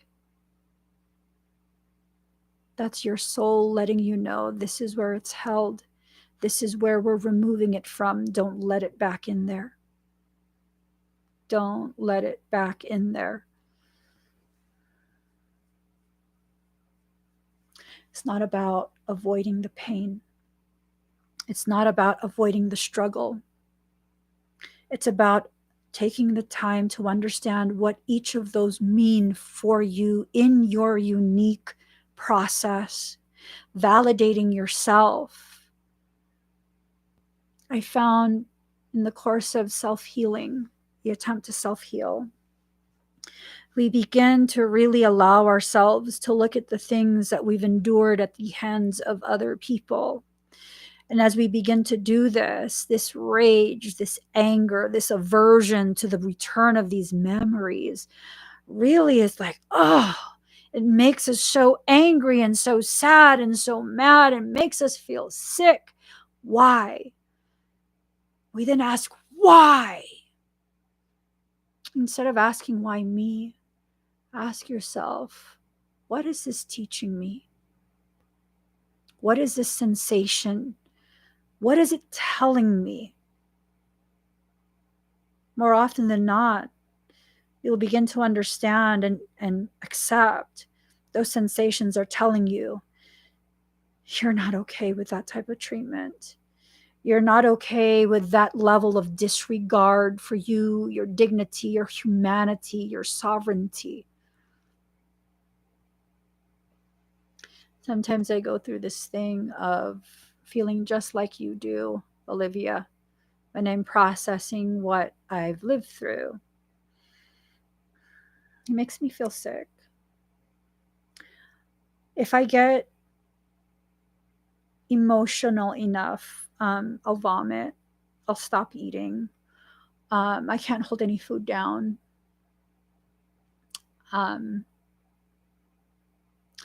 I'll lose a shit ton of weight really, really fast. I'll look emaciated. I look very sick because I feel very sick. Why do I feel sick? Because then that's the part of me that's powerful. It's rising up in opposition to what the part of me that feels like I have to conform, I have to accommodate, I have to do what I was programmed to do. It's like an internal battle. And it doesn't stop until something gives, until something is released. So what do I have to do? Immerse myself in the process and let go of whatever needs to be let go of. That sick feeling doesn't go away until I actually open my hands and allow it to be blown away by my own exhale. So maybe what you can do is hold your hand tightly in front of you and breathe very deep and very slow, intentionally inhaling the light of your truth, intentionally exhaling the darkness of your doubt, your inhale being half the length of your exhale.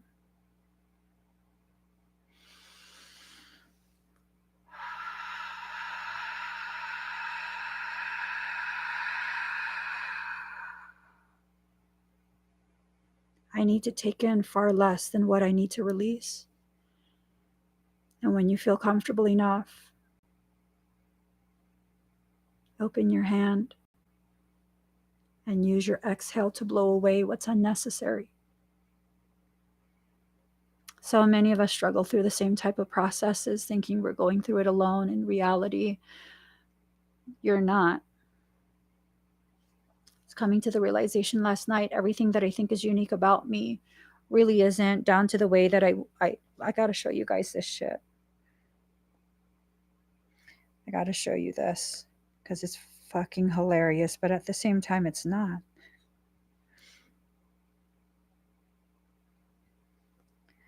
Hold on. Okay. Stop. Okay, hold on. Hold on. Okay, it's called the ADHD walk, okay? You you whoop whoop whoop. That's how I walk through buildings and stuff. And sometimes my husband asks me, "What the fuck are you doing?" What? It was in the way. And he's like, "What? What?" And I don't get it. And I thought it was unique to me, and it's not. It's not. And that's something that I struggled through for quite some time, like literally. Why do I walk so close to things and then avoid it like that? And then one, like, I think I'm about to avoid it, and then suddenly my mind is taken somewhere else, and then boom, I hit it. I hit it, and it hurts. Why am I like that? Because I'm not the only one. I need to stop with that feeling of I'm the only one. Everything you go through, other people are going through it too.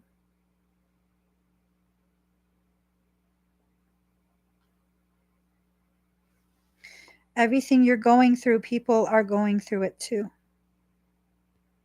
There are others who are experiencing the same intensity of struggle and pain and confusion as you, but that much worse, so much more intense. You're going to be okay. We all are. We all will find what feels like home to us. We all will find the people, the places, the things that remind us of who we actually are, that take us back home to ourselves. Allow the process. It's just a process. It's not an end destination. It's not the ultimate goal. It's a part of the process of your unfoldment and development. So stop.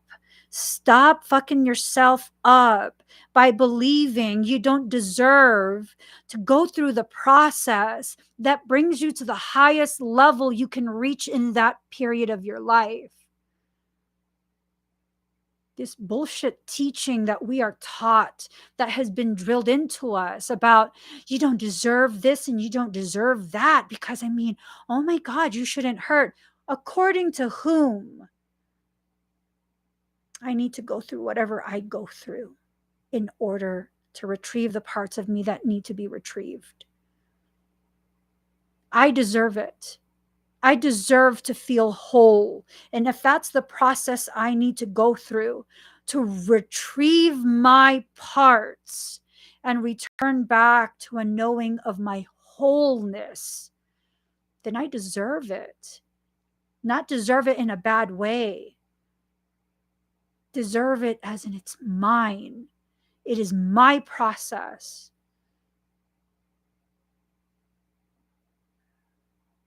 And that's that. That's that. You want to claim the end part, but you don't want to put the work into it. That's the equivalent of someone complaining that they bought a pair of pants that, you know, it's a knockoff, right? So you get it from a fashion house. It's going to be about $3,000 for those pants, but you got it from Forever 21 for like $20. You want that $3,000 pair of pants and the longevity that comes with that $3,000 you paid for those pants from a $20 pair of pants. Baby boo. That's disposable. I remember when I worked makeup, I was a lot younger, in my teens and early 20s. And That was just this little thing. I was just this little thing that couldn't be bothered to wear shit more than like 2-3 times, right? Because, you know, I work all day, every day. And so and everything had to be black on black on black. Literally. Everything I owned was black on black on black. And so there were a couple of pieces that I would spend more so that I knew it would last longer. And then other pieces where I know, like, I'm going to like this aesthetic for a little bit, but, you know, it's just one of those things. So I would go to Forever 21 and I would buy it there. And then some of the girls that I worked with would always complain. I'm like, oh my God, Forever 21 is so cheap. Their shit always breaks down after you wash it one time. I'm like, what the fuck did you expect? What did you expect? We want to put minimum effort into maximum payoff.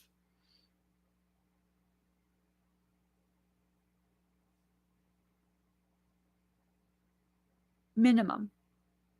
Makeup expires, and I found too many people do not know this. 6 months tops for shelf life.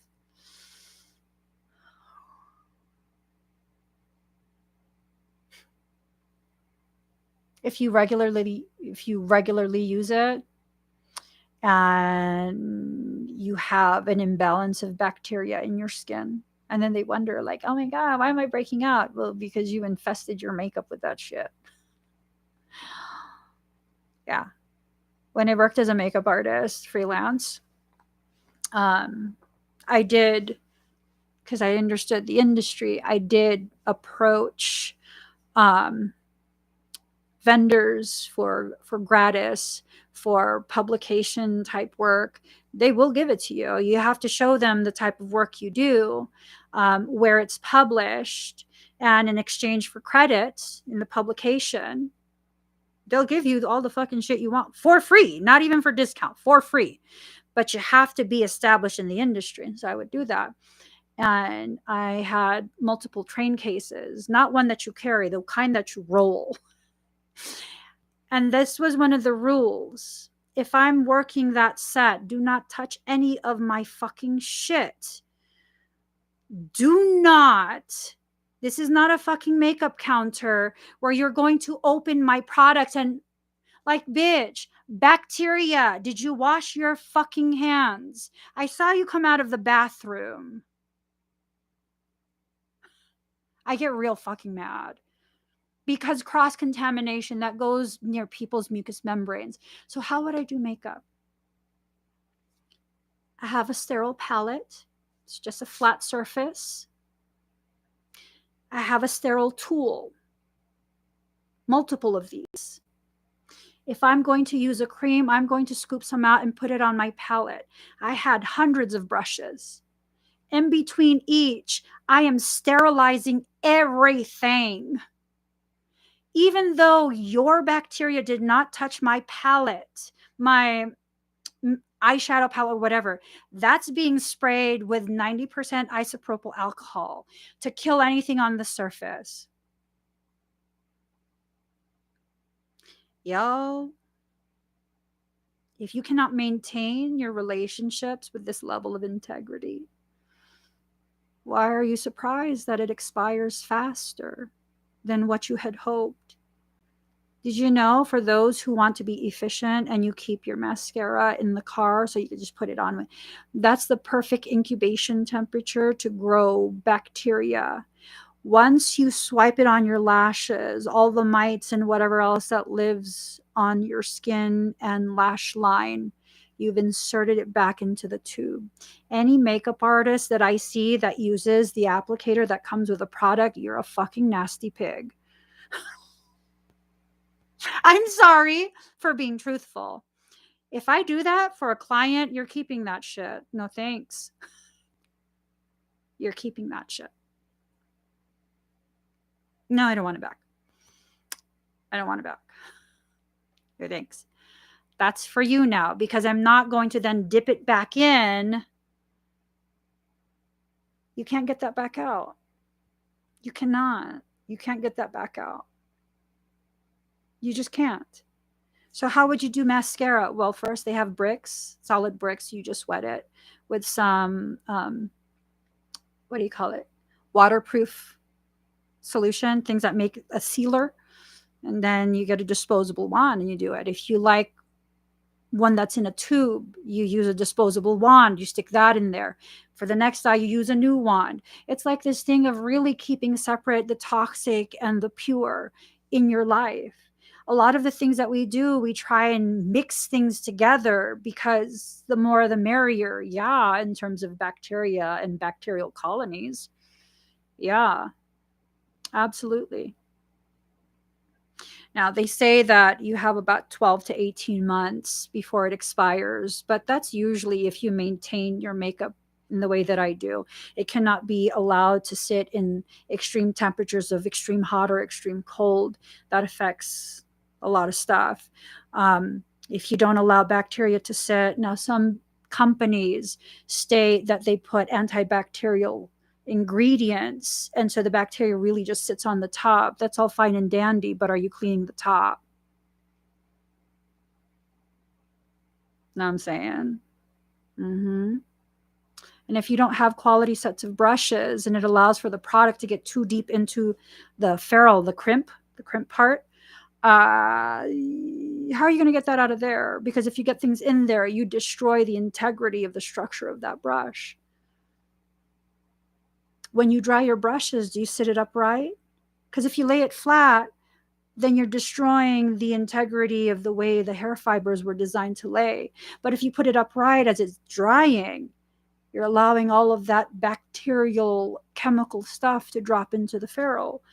So you've destroyed that too. Do you understand the nuances of caring for your makeup? It's very comparable to the nuances of caring for your relationships and connections with others. They're comparable. I would never mix my bacteria with yours. What I use for work is never used on my face at home. I remember one time this model, gorgeous girl, finished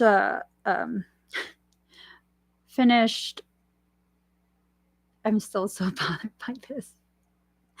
We finished a photo shoot, right? And I had double stacked staggered lashes on her. She looked gorgeous. And she takes the lashes off. And she goes, "Here you go." And I was like, "No, those are yours." And she goes, "Oh, you don't want them back to reuse them?" I'm like, "Who have you worked with?" And she goes, "Yeah, no, the last makeup artist that I worked with, she asked for them back and she cleans them." What's her name? What's her name? Well, I want to see her work. Yeah, no, I just wanted to know who she was so that I never book her if I'm the photographer and I can't do the makeup that day. I'm not going to be booking you because fuck that shit. Fuck that shit. No. The makeup I use for work is for work. My personal makeup is for right. I debuted like. What did you say to me? Yeah. Mm-hmm. If you were to go to Cryolon in San Francisco, there is, well, I don't know if he still works there. There's this guy, I forget his name. He's Filipino. He's kind of small, feminine. He has ultra like prominent um, brows. And I was like, "How many times can I wear this for personal use?" I was getting showgirl lashes. And he goes, "Honey, no more than 3 times. I mean, honestly, even the third time, that's between you and Jesus." I was like, "Right?" And he goes, "I didn't want to offend anyone, but really, these are meant to be disposed. They're not meant to be worn multiple times and never crossbreed." And I was like, "Crossbreed? Yes. You don't put them on one eye and breed them with someone else's eye. You don't know what monster comes out of that." And I was like, "Oh my God, people do that?" And he goes, "You're new, aren't you?" I am. I am. Like, you're new to freelance, aren't you? Yeah, I am. Damn. People do that. Yeah. Yeah. People do that.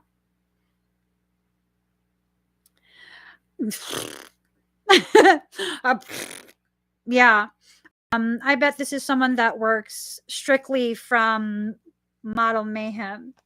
I'm sure you know what that means. You know, GWC's booking MUAs from Model Mayhem. I'm sure they don't got permits. I'm sure of it. Yeah, a lot of my clients would consistently rebook me because they knew. They're like, book the germaphobe. Book the germaphobe. Book her. And they'd pay me extra because I'm a fucking germaphobe. Yeah, no, like I would totally, if this is my kit on the table, I bring my own table, my own seat, everything. This is my kit on the table. Model walks up. Honey, take a step back. I would cover my kit. Honey, take a step back. They're like, oh, I'm sorry. Like, how do you sneeze? No, I cover my mouth, but with what? With my hand. Far step back, honey. This is, nope, not this area. Anyone who's known me from makeup, you know, if I sneeze, it's not going to be like this because sometimes I will heat up product behind my hand. Nope. You use your hand to sneeze, bitch, step back. This is years before COVIDia. I'm just saying. I'm just saying. Okay. And then I used to have models who would get kind of offended, like, why are you sterilizing everything? I'm clean. Okay. Everyone's clean. I'm still going to sterilize this shit. No, I'm not going to wait until you leave. You need to see my ethics and my practice. There is no cross contamination in this bitch. Yeah. Yep. Do you allow cross contamination of other people's perceptions, grievously modified opinions? Are you consuming GMOs? Grievously modified opinions. Do you have STDs? Spiritually transmitted disharmony.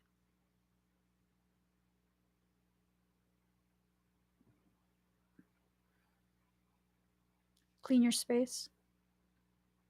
Clean your space and live your life. Live your best life possible in the cleanest way possible. I think ID Beautiful and I could be BFFs. Because like people be, you know, I don't know why we had to wait for COVID to clean shopping carts the way we do now. You know what I'm saying? All this shit talking people used to do about me when I was way younger, because I would clean the entire shopping cart and I wouldn't touch anything. And if I have to open doors, use my elbow, the outside of the elbow, like use my elbow to open it, like, nope, I'm good. I'm good. Yeah. That's just evidence of how long it takes society to catch up to you and your perceptions. That's okay. You don't need to think you're better than, you just need to understand. Sometimes it takes the rest of the people a while to catch up. We won't hold it against them, but we also won't hold it against ourselves. You do not contaminate your sacred space with the grievously modified perceptions of other people. Okay? You don't do that. Don't do that. It's okay for you to keep separate what is most sacred for you. And if the most sacred thing right now is your healing, it's okay for you to keep it separate from everything else in your life. At least until you've processed enough that you feel stable in the difference that healing is creating within you. And then you can move forward and you can begin sharing what you've learned and the perspectives you've developed because of this process, not to convince other people, but just because it's been such a beautiful journey that now you're ready and you're willing to share. Okay? All right. So let's go ahead and let's end this right here. We're almost at 4 hours, yo. Please give this video a thumbs up. If you haven't already subscribed, please do subscribe. Turn on that notification bell. Join me when I'm live. Do not cross-contaminate. Do not cross-breed. Let other people's demons remain theirs.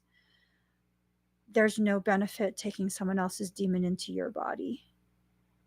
Because I promise you, it never leaves the original host. There's no need to sacrifice yourself on that altar of friendship, that altar of family, that altar of love. I promise you, take this from me. I'm a recovering germaphobe. Cross-contamination is bad. It's very bad. All right, guys, thank you so much. I hope you all have an amazing rest of your day. Oh, I need to message Chidi and see what's going on, because we won't be able to come live in the next 30 minutes or so. We'll have to see if we can come live today. Okay, bye, guys.